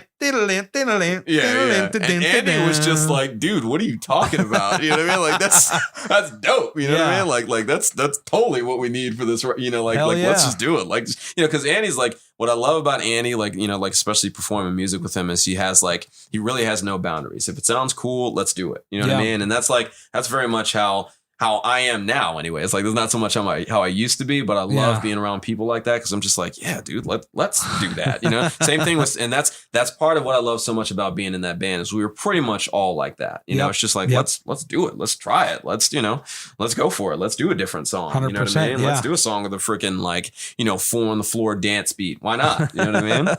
So that would be the next one. And then, after that, if I'm just looking at it, I'd probably have to say, I'm going to have to go ahead and say Backs to the Summer. See you from dawn until night. With our backs to the summer. We'd be alone tonight. And you're not getting away. Because I think that's just like a cool, like pop, that pop one song. stuck out to me like the first thing when I've heard that record. That was like the first one that like got me. Yep. Oh, I bet man. you're kind of surprised I said it this late in the game, right? A little bit, but then again, I mean, you wrote it, so like you look at it from a lot more analytical, you're looking at when you wrote it. And how exactly. When I wrote it, like the feeling of when they first came out, like the work and stuff that was put into it. Love that song. Like, and when we first like were kind of working on that song, I was just like, it was one of those ones that got written very quickly, wrote itself, like kind of like ideally what you kind of want from a song. And I think what we ended up kind of like, if anything, making the single of the record. Yep. But I mean, I was like, it was cool. Like, and I still love listening to it. And it's just, I think it's a great song. And there's certain parts about that song that I just like absolutely love. There's a lot of parts of the songs where I like, oh man, I love that more than anything on the record. You know what I mean? Like, I love the lead and the like. Primarily, what I love so much about that song is actually the pre-chorus. Man. I know you see me for what I really like. No, and the little guitar, but I love that. You know what I mean? You like, right up. Yep, yeah. That was almost like, I mean, honestly, that was prime out of the like Friday Night Boys handbook. Almost, you know what I mean? But it was just cool because I love that part. I love that little pre-chorus. It feeds into the chorus really cool, and like I just like that. You know what I mean? So so that would be next, and then right after that, I probably have to say Take My Hand. Take my hand while we escape this place together. There's a sound that's breaking head that might change our feelings. That song I actually would love and am probably going to redo very soon. Wow. Okay. Because I've actually been, to clue you in a little bit. Yeah. I've actually been like remastering and kind of almost reworking some of the songs and kind of like because we are like I told Steven, we are gonna redo like some of the songs, and we're gonna do some of the songs that we didn't do. Like we're gonna do it. Like it's just a matter of time, right? Just like this podcast, it was a matter of time. Right. Exactly. Hey man, it's patience, baby. The time is always the perfect time to do it, right? But that song I really have I still have like I have good like ideas I think for all the songs, but that song I was listening to like because I've already remastered probably about 5 or 6 of the songs. So you've got like all the mastered stuff for that record. Kind of. I mean, I have basically like I have pretty much what you have, but I've been like kind of remastering just to kind of like play around with it a little bit. Yeah. So we'll figure it out. You know what I mean? But that song specifically, I have like some ideas for that song. Yeah. Like I like that one I was listening to and I was just like, man, like I automatically got like a part, like a bunch of different parts and stuff to put in that song. And I was like, I'm going to do that. You know what I mean? Like, I'm going to do that. Like, I don't know when, but I'm going to do that. Right. Hell yeah, man. So after that, I'd probably say Choices. You've got choices to make in a little while. So many. All right. Because that song is another one where, so when we did that, what I like so much about that song, again, like this, a lot of these songs I like what kind of could have been and what either I want to do or that we maybe even did do like when we redid this, when we performed live and when we did the reunion show. Yeah. And the reunion show at the end of Choices, we did like an extended version. Oh, okay. That should have been part of the song. Dude, it was so cool. Like, and again, I'm saying this as like really a fan of the other guys because like what we turned that into, like we added like, we like extended the whole, like, how it goes like,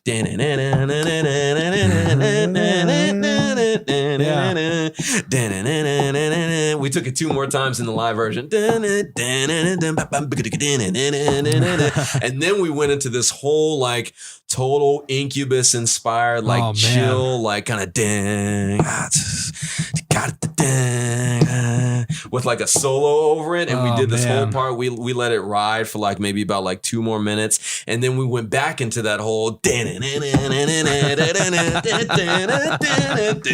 then we ended it like that, right? Oh, I love it. So I love that because that is actually probably my favorite part of that whole song is that ending part, that little that little jam at the end. Yep. Man, you could make a whole song out of that. You know what I mean? Could, like I think. so that was cool. And then so then we have, I guess we only have 2 left. So I'd probably say, I guess just for record's sake, I probably have to go with the last 3. Well, I guess the last 4. I'd have to go with Magazine.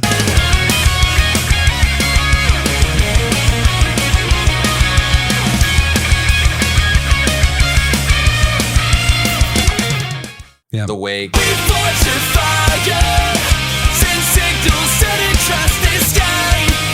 The Blinded. And Brighter Sky. And I stand cast aside. Let the silence leave a brighter sky tonight. Turn away with open eyes. Yeah. You know, so just in that order, you know what I mean? Just to kind of like go over. If I was to like sit here and look at the list and kind of make, if you twisted my arm to pick like my favorite songs, that's probably what I would say. Don't worry, I won't make you. I won't twist your arm on that. Yeah, don't twist my arm about it. I made myself do it anyways, but that's about what we've been looking at for that album. Great record. I just I look forward to, if you guys are gonna do more, that's definitely what I'm ready. We plan on it, man. Like I said, man, I mean, we've been talking about it for years now, and it's just like, life happens, you know what I mean? So it's hard to sit down and kind of do that stuff. But I mean, we want to, it's the love for playing with those guys. Yeah. And I think it's mutual, it has never ended, we love playing together and we love playing those songs. We love creating new stuff. Like, we did all kinds of, when we did the reunion show, there was we were trying all kinds of different stuff, you know what I mean? Which is awesome. Like, I love that about playing with them. And I love that obviously about music in general. Right. So, we're going to continue to create, I think, as long as we can play music, as long as our fingers will allow us to, or our, hands, whatever. Well, I will tell you this, these couple of songs that are like, I guess Steven described them as like newer demos, I guess post Line of Sight or around that time, like Moving On. Yeah, I see activity. Now I'm jumping clean. Show me your way to get through the day. 'Cause I don't want to face moving on. Share With Me. Just share with me what you think your life should be. I can be too bad 'cause it's way too far to fall again. What can be than you are? There's gotta be something standing in the way of the sound. It's gotta be me. Lost Answer. Give up the lost answer. Give up the lost answer. And don't resist this part of you. And don't resist this part of you. Give up the lost answer.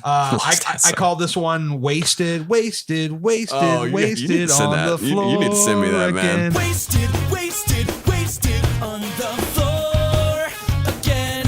Got me tasting what I can afford to lose. You are the lead, take over me. Things will never be the same before we That's a good one. Yeah. You have all that stuff? Yeah. Dude, you got to send me that. I don't even Oh, have I all got that you. stuff. Y'all need to finish this. Yeah. This is good stuff. Yeah. All that stuff is good stuff, but I want to hear, like just the quality of Line of Sight is so good. Working with Paul Levitt and all that. Yeah. That record ended up sounding really, really good. Absolutely, man. He's Paul Levitz. I mean, he's definitely on to bigger and better things now. That dude's he's a master. So yeah, for sure, dude. And just to put a quick bow on Pictures and Pieces, I know Steven kind of said that from his perspective, it was like you had Friday Night Boys, you had Pictures and Pieces.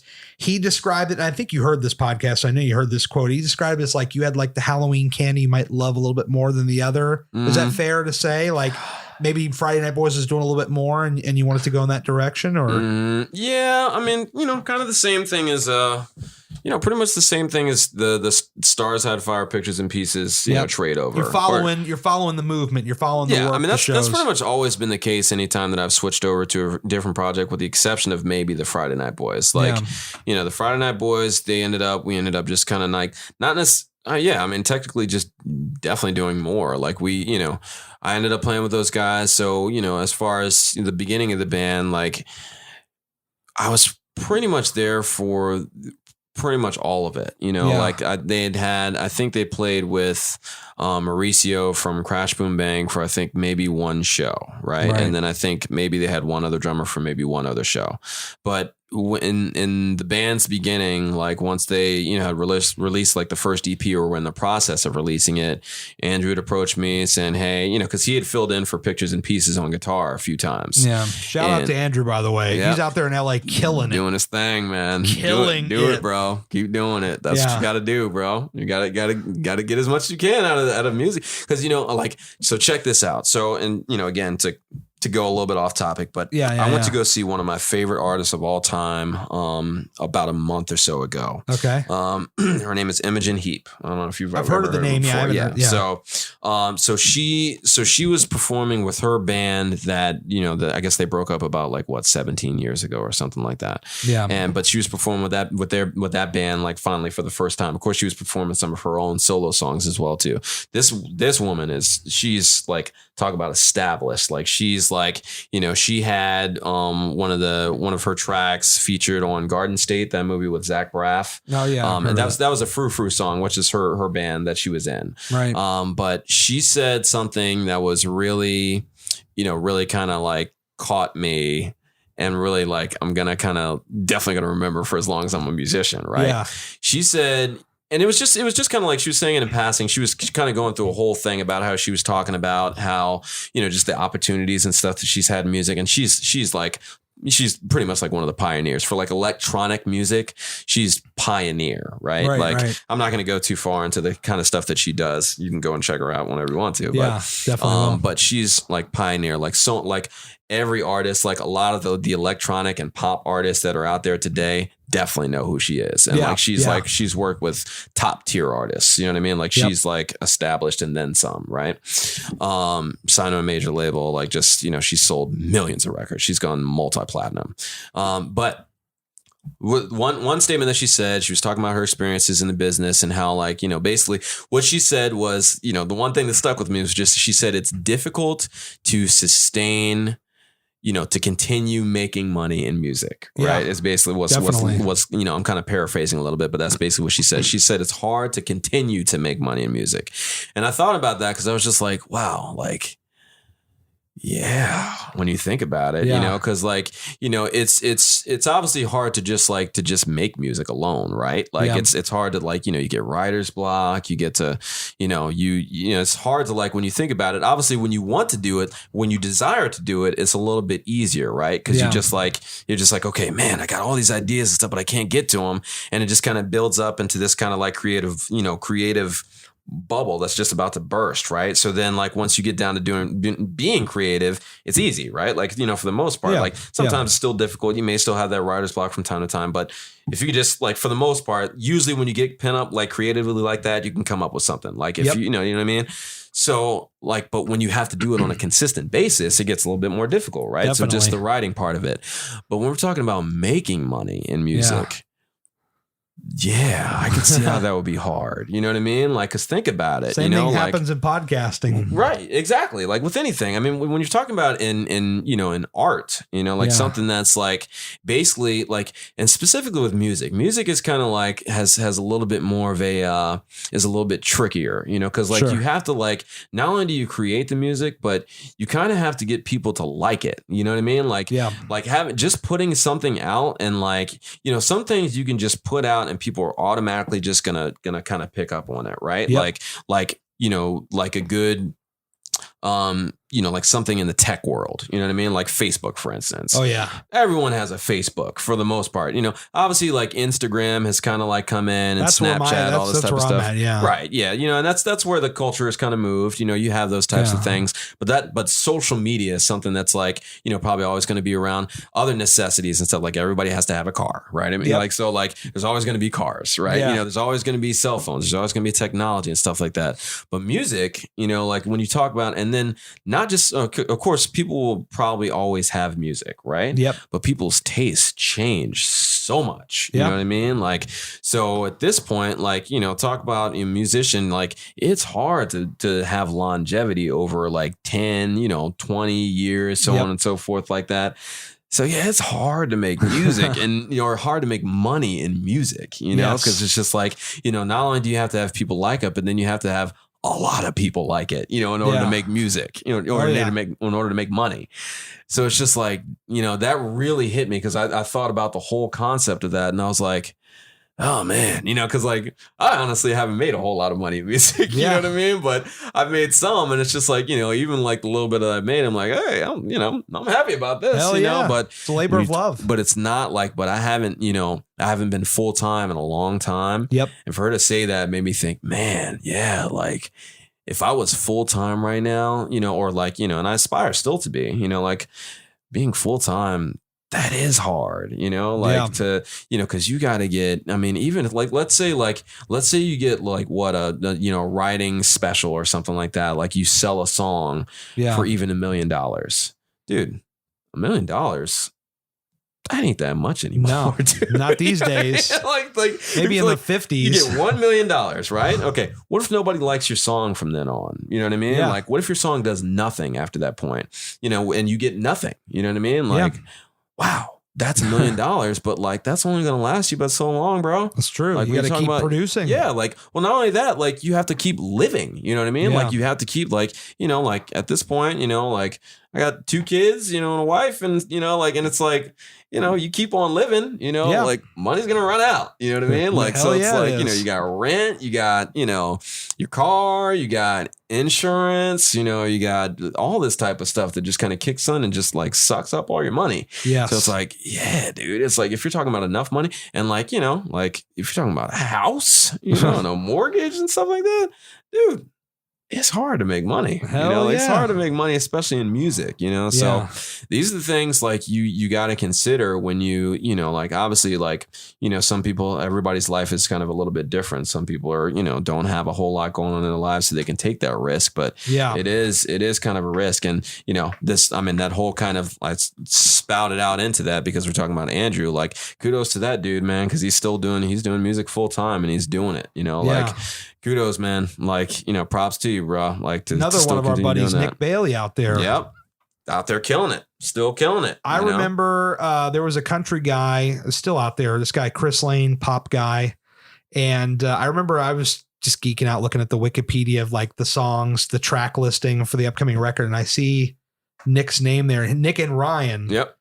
I was like, you got to be kidding me. So I hear this thing and I'm like, this is so freaking good. Yep. I remember sending him a message on Instagram. I'm like, dude, I really like this. He's like, you're into that. And I was like, yeah. I'm like, here's the thing. If the music is good, it's good. Like, I don't, I know like, cause I'm very involved in the country world now. Like that's kind of where I spend a lot of my time because there's a lot of pop and there's a lot of rock influence. And so I gravitate. I heard a lot of this catchy stuff that just drive me right in.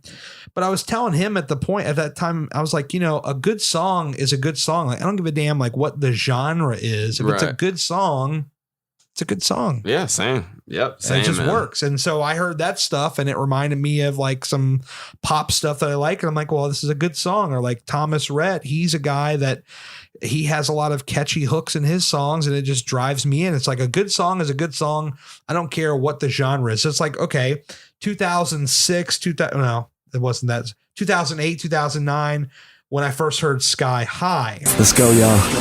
Living life like the kings of the night, going from the earth through the evening, running the night under the spotlight.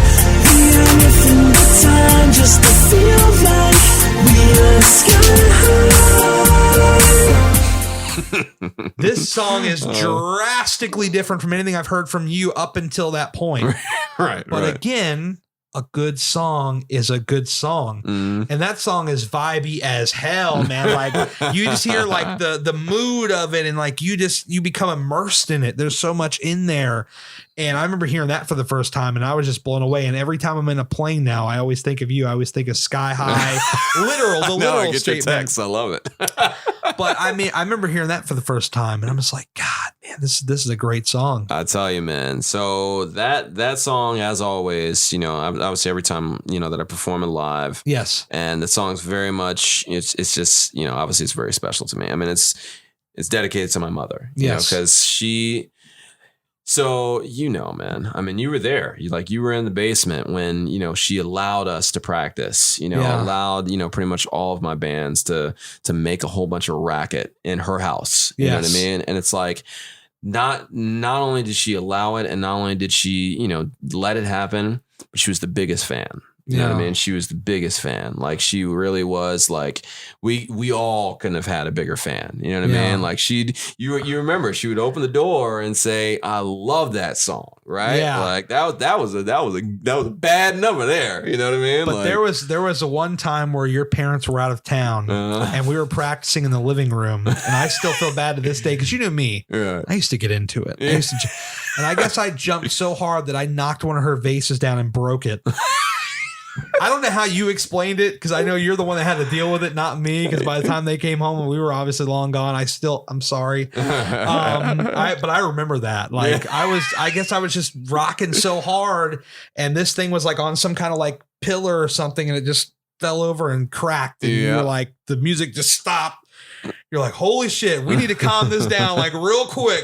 I am so sorry. My goodness, But I remember that. She'd come in and she loved the music. She was into it. Yep. She loved it, man. She was huge fan. And like that song just specifically kind of like really kind of takes me back to there because it just, the whole now that song is one of those songs where I do like listen to the lyrics and I think about the lyrics and I think about just, how it just relates to, just my life, not necessarily like my life really, but more like just my musical life. Right. Yeah. I guess my life as well too. Like I think about that and I just hear everything, it takes me right back home. Like I've always been really family oriented. So it just makes me kind of think of my family. It makes me think of obviously my mom and just my upbringing. And so like, it's just, it's really kind of cheesy, but I really, really do like it really like if there's one song that really, I mean, a lot of artists,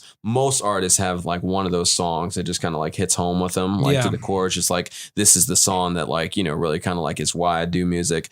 That is the song that really is I get chills every time you play it. And I didn't know, because I heard the MP3, but like until I saw you live and you had like dedicated, I didn't know that it was for her at the time. And I was just like, man, this song, it always puts me in just a good spot. Like, just hearing it, it's just got such a good vibe to it. I love it. I mean, it was really like, and not to say like, honestly, like it was really kind of like as the song, like, you know how I am, like as I'm really kind of like a kind of go with the flow kind of thing. And as the song was just being created, even from like the demo, the funny thing is like when I first had the demo, it was literally just like, I made it on GarageBand. It's just this like really bare bones type of thing. I think I still even have it on the really crappy shuffle iPod. I'll play it for you sometime.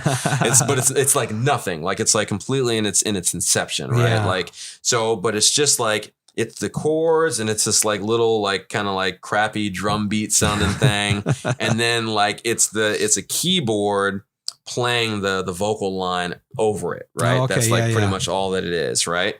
So the lyrics originally, I think it was called City Climbing was the original lyrics of it, right? Yeah. But then I eventually changed it over to like pretty quickly changed it over to Sky High because I was like, once I heard that, I was just like, it was inevitable. Yes. Like that's what this song is called, right? That's what this song is all about.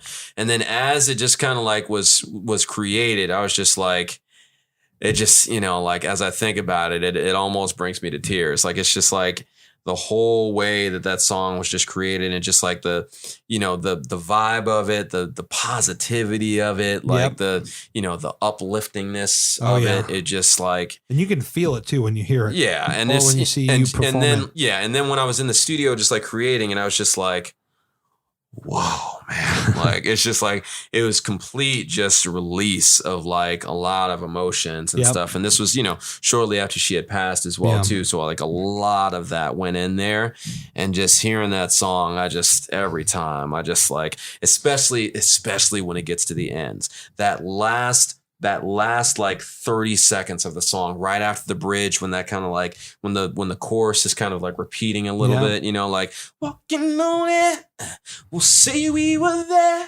over the chorus and stuff like that. And then when it comes in, like, with the high note and just that whole part, like at the end there, dude, it just it gets me, like, it really like, it kills me in a good way every time. Like, it really, like, just again, and I like to listen to, of course I listen. Now, don't get me wrong. I listen to other people's music as a fan all the time. Right. Yeah. Like, and I'm going to, I want us to kind of get into that as well too. Just to like talk about some of my current influences, because there's a lot of artists out there right now that are not getting anywhere near enough love that they should be getting. Right. Yeah. But I am one of those people that I listen to my songs, right? Like, I listen to the songs that I create as a fan, like as somebody that's like, like outside of my song, you know what I mean? Like, if I was just a fan, you know what I mean? Like, just somebody else like that didn't write the song, for lack of a better word. And like, I hear that, and it's just like, I'm a fan every time. Yeah. You know what I mean? Like, I'm like,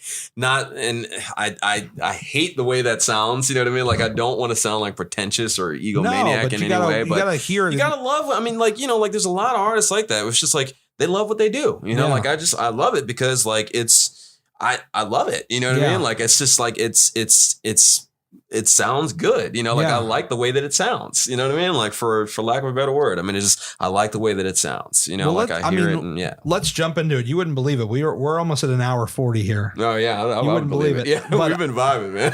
Definitely. Let's, I mean, in the interest of time, let's go into where you're at right now. Like, let's talk about what you're doing, like, what you're writing and all that stuff. So, good Lord. All right. So, where do I start? It's because now at this point, dude, and I'm in, since I've really kind of not cared about the kind of stuff that I'm listening to, a lot of, not that I really cared so much back in the day, but I was very much, I guess, kind of like in pockets, just into like specific, genres and stuff like that. At this point, I really am kind of listening to a lot of different stuff. So obviously I'm kind of like, bigger into fitness now. Like, I'm not like that big into it. Like, I still, I try to work out as much as I can, so in my full-time job, that's basically what I'm doing. I work for, a fitness company. So a lot of the songs and a lot of the music and stuff that I'm listening to, a lot of it is stuff that I just want to run to, right? Because I love to run, right? Like, I'm not a runner by any means. I'm not a marathon runner. I don't run, for long periods of time. But when I do get my work in, I like to run. So a lot of the stuff that I listen to is a lot of the stuff that I just kind of want to run to. All right. So to be honest, lately I have been listening to a lot of Pictures and Pieces, right? So, awesome. But to get on to some of the stuff that is not my stuff, right? Because we've been talking about that stuff a lot. Fine. So one of my favorite recent artists is an artist called Mars Today. Okay. He's like R&B type, like it's very much like, he's very much R&B. I mean, I don't really think there's any better way to put it. He's an R&B artist, right? Right. But his stuff is so like these days, R&B has kind of turned into something completely different, right? Like music, like, so, and that's the thing. Like, I'm on kind of like, to be honest, like, I haven't really gotten super big into some of these more recent artists, you know what I mean? Like some of the, like, I'm not really big into the whole trap scene and like all this type of stuff, honestly. Like, not that, I don't know. It's just not working for you. Not me. You know what I mean? Yeah. Like, and it's like some of it I can kind of get down with, and I appreciate like the production on it. I appreciate the beats, because I love beats. Like, I love like stuff with like a good beat behind it. Right. Yep. And I appreciate some of that type of stuff, but just a lot of the times, like, either the vocals or the content just doesn't really agree with me, right? Sure. Like, I just can't really like super get into it. There's some that I can kind of accept a little bit, but some of it I just kind of don't, right? Yeah. So, but he is like, he's R&B really to the core, and I feel like he's kind of like in my opinion, where R&B should have gone, right? Okay. Like, so R&B has turned into this whole, like, you know, basically like an R&B artist over maybe like a hip hop track, you know, or hip hop beat or something like that. He's just old school. Like, you can tell there's like some, you know, a good amount of live instruments in there, some horns, like, but like this real laid back sound, but it just kicks at the same time too, you know, like his songs are just like, they almost sound like, see, and I've always been a big fan really of like, you know, some of the songs that weren't very popular, you know, on records and stuff like that. The deep cuts, man, like the B-sides, you know what I mean? Like, cause they're not B-sides to me. I hear them and I'm like, dude, this is a hit, you know what I mean? Like this is like, on the radio. This is slamming, you know what I mean? Like I'm, you know, and like, and it's like catchy stuff, like stuff that I'm like, I'm singing along to it, like, you know, over and over again, you know? I love to listen to albums today and like predict what's going to be on the radio. Yes. I love that. Absolutely. I like to listen to them and I like to just like hear the radio tracks, but then I know there's like at least like one or two like deep cuts in there. You know what I mean? So I'm like, I want to hear the whole album and then I want to hear what you got like on your B-sides. Cause that's like, I mean, not that it's like, you know, an artist is an artist. Like you're like, if people like you, I mean, music is all about opinion, dude. Like, you know what I mean? Like, it's like whoever likes your music, cool. You know what I mean? If a lot of people like your music, great. If not a lot of people like your music, but like there's some artists that I'm going to think are great that other people think are terrible. Right. And vice versa. You know what I mean? Like, it's like, fortunately, that's one of the best things about music. It's not saying that like, just because you're like a humongous artist doesn't necessarily mean that like, I mean, it just means that you're a huge artist. You know what I mean? Some people are going to love your stuff. Some people are going to hate it, you know, like it is what it is, you know? So, but dude, he's some of those songs on his records are just so like deep, you know, like, and not even like necessarily that the message is all that deep, you know what I mean? Cause like, you know, we kind of got a far cry away from that a long time ago with the music. Right. But his stuff, like I hear it and I'm just like, I hear the influence and that the influence is deep. You know what I mean? Like the influence is some of those older guys. Like you can hear there's some like definitely some, you know, some John B, some like, at least I hear it, you know what I mean? Like, and there's definitely some like, even like older than that, like, you know, like Marvin Gaye, you know what I mean? Like some of the older kind of like funk, you know, soul guys, Al Green. I hear that stuff in his music and I'm like, oh, dude, yes, man. Feeling it. Yeah. So, and just like, and you know, just the arrangements behind it too. Like you hear the horns and the keys and the way that they just like kind of flow in their symmetry and stuff together, dude.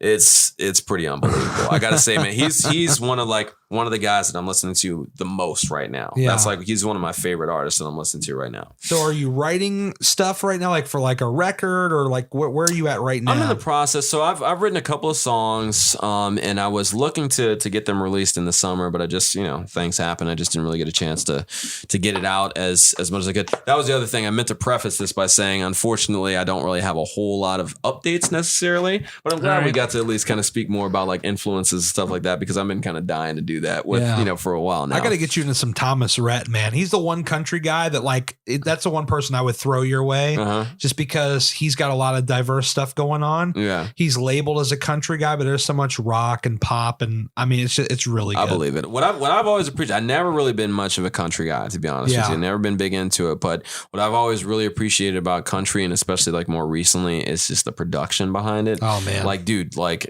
I would love to write a rock song, at least maybe even a rock record, and have it produced by a country producer, because they really are great at like sonic, you know, perfection. Honestly, well, if you put on his last two records really are I think really started coming out of his shell, because I think these guys, they get a little afraid, to get a little gun shy to put out some of this stuff because they don't. Well, that ain't country, man. You know, they don't want that. Yeah. But like this guy's like, screw that, man. I'm just gonna go out and do my thing. And it's really good. That's awesome. Yeah. That's what's up, man. I like that. And he's got a lot of attention around him as well, which is good because it's more people are hearing it, which is always good. I just saw him in concert probably about a month ago, and it was just insane. Nice. Sold out Jiffy Lube live, and that's what's up. Yeah, he tore that crowd up. That's what's up. Yeah. That's what's up. You got to check that guy out. I'll check him out, man. Yeah. I want to listen to him with you. All right. Like, because like that always kind of changes it for me. When somebody likes, because sometimes when somebody can like, you know, like show you the beauty of the music. Like, and if you're like with somebody else that really enjoys it, that really kind of changes things. Like when we finish up, I will play a song as we're like saying goodbye. I will play one song for you. Sounds good. Okay. Sounds good, man. All right, so let's wrap this in a bow. We've said so much. I think we've said it all. Really, Yeah. we've covered a lot of ground here. We could go on, but yeah. So you're kind of you got a lot of influences. You want to write some more. There's only so much time in a day. In a perfect world, like, what does the rest of the year look like for you if you had it your way? Like, what do you want to do? The rest of the year, realistically speaking, I would like to record maybe at least 1 or 2 more songs because, like previously, like with some of the other stuff that I've been doing, like Sky High, for instance, because I did actually like redo Sky High. Yeah, it does sound a little different now, I noticed. Yeah. So I did redo that song, and then with some of the other songs like Siren, like the most recent EP. So the Zone, so the Zone EP, right? Yeah. So Sirens, all that kind of stuff. A lot of that stuff I did almost primarily on my own. More recently, I've been just kind of experimenting more with kind of like just going into like, an actual studio, doing the work there, like that type of stuff, and getting a little bit more assistance with it. So I would like to, realistically, I'd like to do maybe at least 1 or 2 more songs throughout the rest of the year. I have a bunch, like I have probably maybe 5 that are at least, if not near completed and like ready to go. So I'd like to, maybe try and like, get at least 2 more recorded and then start working on trying to get them released. Like I said, I was working on trying to get that stuff all set and completed and out by the summer, like midsummer, but just didn't really, didn't happen the way that I wanted it to. Yeah.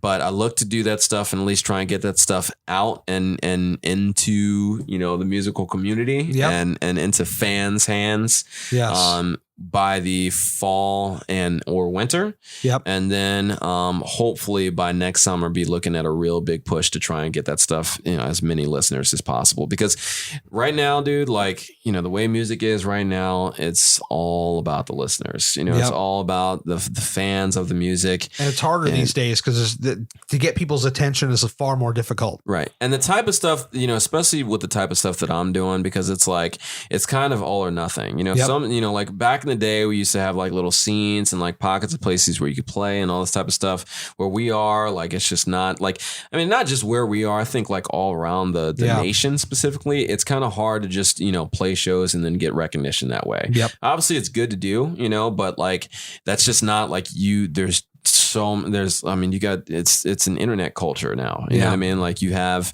social media, you have all this stuff where you can basically build a fan base without having to do all that work, So I look to kind of utilize those outlets so that I can, really kind of get the word out and get the music out into people's hands. Yeah. Because there's just not a whole lot of, for me specifically, since I'm kind of like a different, like kind of doing something a little different as well too. Obviously, like I'm not doing anything that different. It's still pop music. You know what I mean? So, but as far as like actual like other pop artists and stuff like that to perform with in the area, there's not that many. You know what I mean? Right. So I really want to just look to get that stuff into people's hands and have them hear it, and start gaining more of a fan base with that type of stuff, and then just kind of go from there. Just see where it goes from there. I mean, like I know when you get more listeners and when you get more people that are fans of your music, good things happen. I've seen. Oh, definitely, you know what I mean? definitely. So that's really kind of my goal for the next year. Really, is to kind of like by next summer to really have stuff rocking and get more listeners, get more fans of the project so that I can start making some waves, man. Definitely. And I know you had mentioned earlier finishing up some pictures and pieces stuff too, so fans of that can look forward to that. That's on the docket as well too. Absolutely, that's on the docket as well too. I mean, that's I want to. We've been talking about it for so long, and it's just like it's hard to find the time to do all this stuff, So obviously, like there's work, there's family life, there's other music projects that I'm involved with as well too. So it just it's difficult to get to everything, but that's the goal. Well, we want to get people to what you got going on. So tell people where you want them to go. I know, like for my audience, most of the people are on Instagram. Are you there? Are you on the Instagram? Yeah. The Instagram. I sound like an old man when I said that. Yeah, so I believe it's see, this is the problem right here. Like it's been, I really need assistance with that type of stuff. Okay, because, all right, we can talk. It's Instagram.com/ I believe official Chris Barrett, if I'm not mistaken, and SoundCloud.com/ Chris Barrett Music. Okay. So that's where you can at least hear the EP if you haven't heard it already. And I'll drop some links in the show notes for the people listening and watching. And then, of course, there's my Facebook as well, too. So we just look up, again, facebook.com/ Chris Barrett Music. I think that's the one as well, too. So, so those are places where you can at least like hear the music and kind of, like give me a follow. But those are like kind of like the my social media pages for now, and just looking to, again, get those rocking as well. Yeah. Well, I'll leave you with this. I told Steven this when I talked to him, and I mean every damn word of this. In 2019, to see you still writing, producing music blows me away. Like, I love that because I couldn't imagine a world where you're not creating music. That's how much I think that what you have written is meant to me. Like, just to see you, whether it's pictures and pieces or the solo stuff or anything in general, to see you still writing and doing music in 2019. I love it, man. Awesome. Thanks, brother. I want to thank you for doing the podcast. Of course, man. The longest, we've now broken the record. I just released a podcast today, which was an hour 49. This is an hour 51. We've broken the record. Hey, man, I live and breathe this stuff, man. So smash that shit. Yeah, we could have gone on for hours, brother. We really could have. We could have gone on and on and on. So I'm glad we finally got to do it, man. And I'm really glad. Yeah. Hey, when you get some more music stuff going, we'll come back and we'll talk. We'll do a deeper dive if you want. Let's do it. I'm happy to do it. Let's do it, brother. I love it. Thank you so much for coming on the podcast, my man. Of course, brother. My pleasure. Remember at the beginning of the show, I mentioned a little thing called Patreon? Well, I'd love to have you join me. But Gary, what is Patreon? It's a website that is helping small creators like me raise funds to further expand their creative visions. For as low as $1 a month, you can help me further my dream of reaching as many people as possible and eventually taking the show on the road to meet all these fine people face to face and add a video element to this podcast. If you were to donate $4 a month, you'd be hearing this show a few days earlier with no commercials and getting access to my close friends group on Instagram. Donate $10 a month and you get all that plus your name right at the beginning of the show alongside other producers. But act fast. That tier is limited to 10 people. I've got a whole lot more to offer, and you can get all the details over at patreon.com/Gary Cantrell. If you made it this far, I really appreciate you. Thanks so much for checking out the show, and I'll talk to you again really soon. HardWorkAlwaysWins.com. It's more than just a clothing line. It's my mantra. I speak it, I wear it, I live it, and I'd love to have you join the Hard Work Squad. We're constantly adding new items to the store, including our brand new Future-ish hats, which come in a variety of colors, including camo. I mean, who doesn't like camo? We also just put our famous Splash logo in gold to match our OG logo, and there's so much more here. You just got to check it out. Here's the best part. Use the code PODCAST at checkout to take 10% off of your very first order and join the Hard Work Squad today.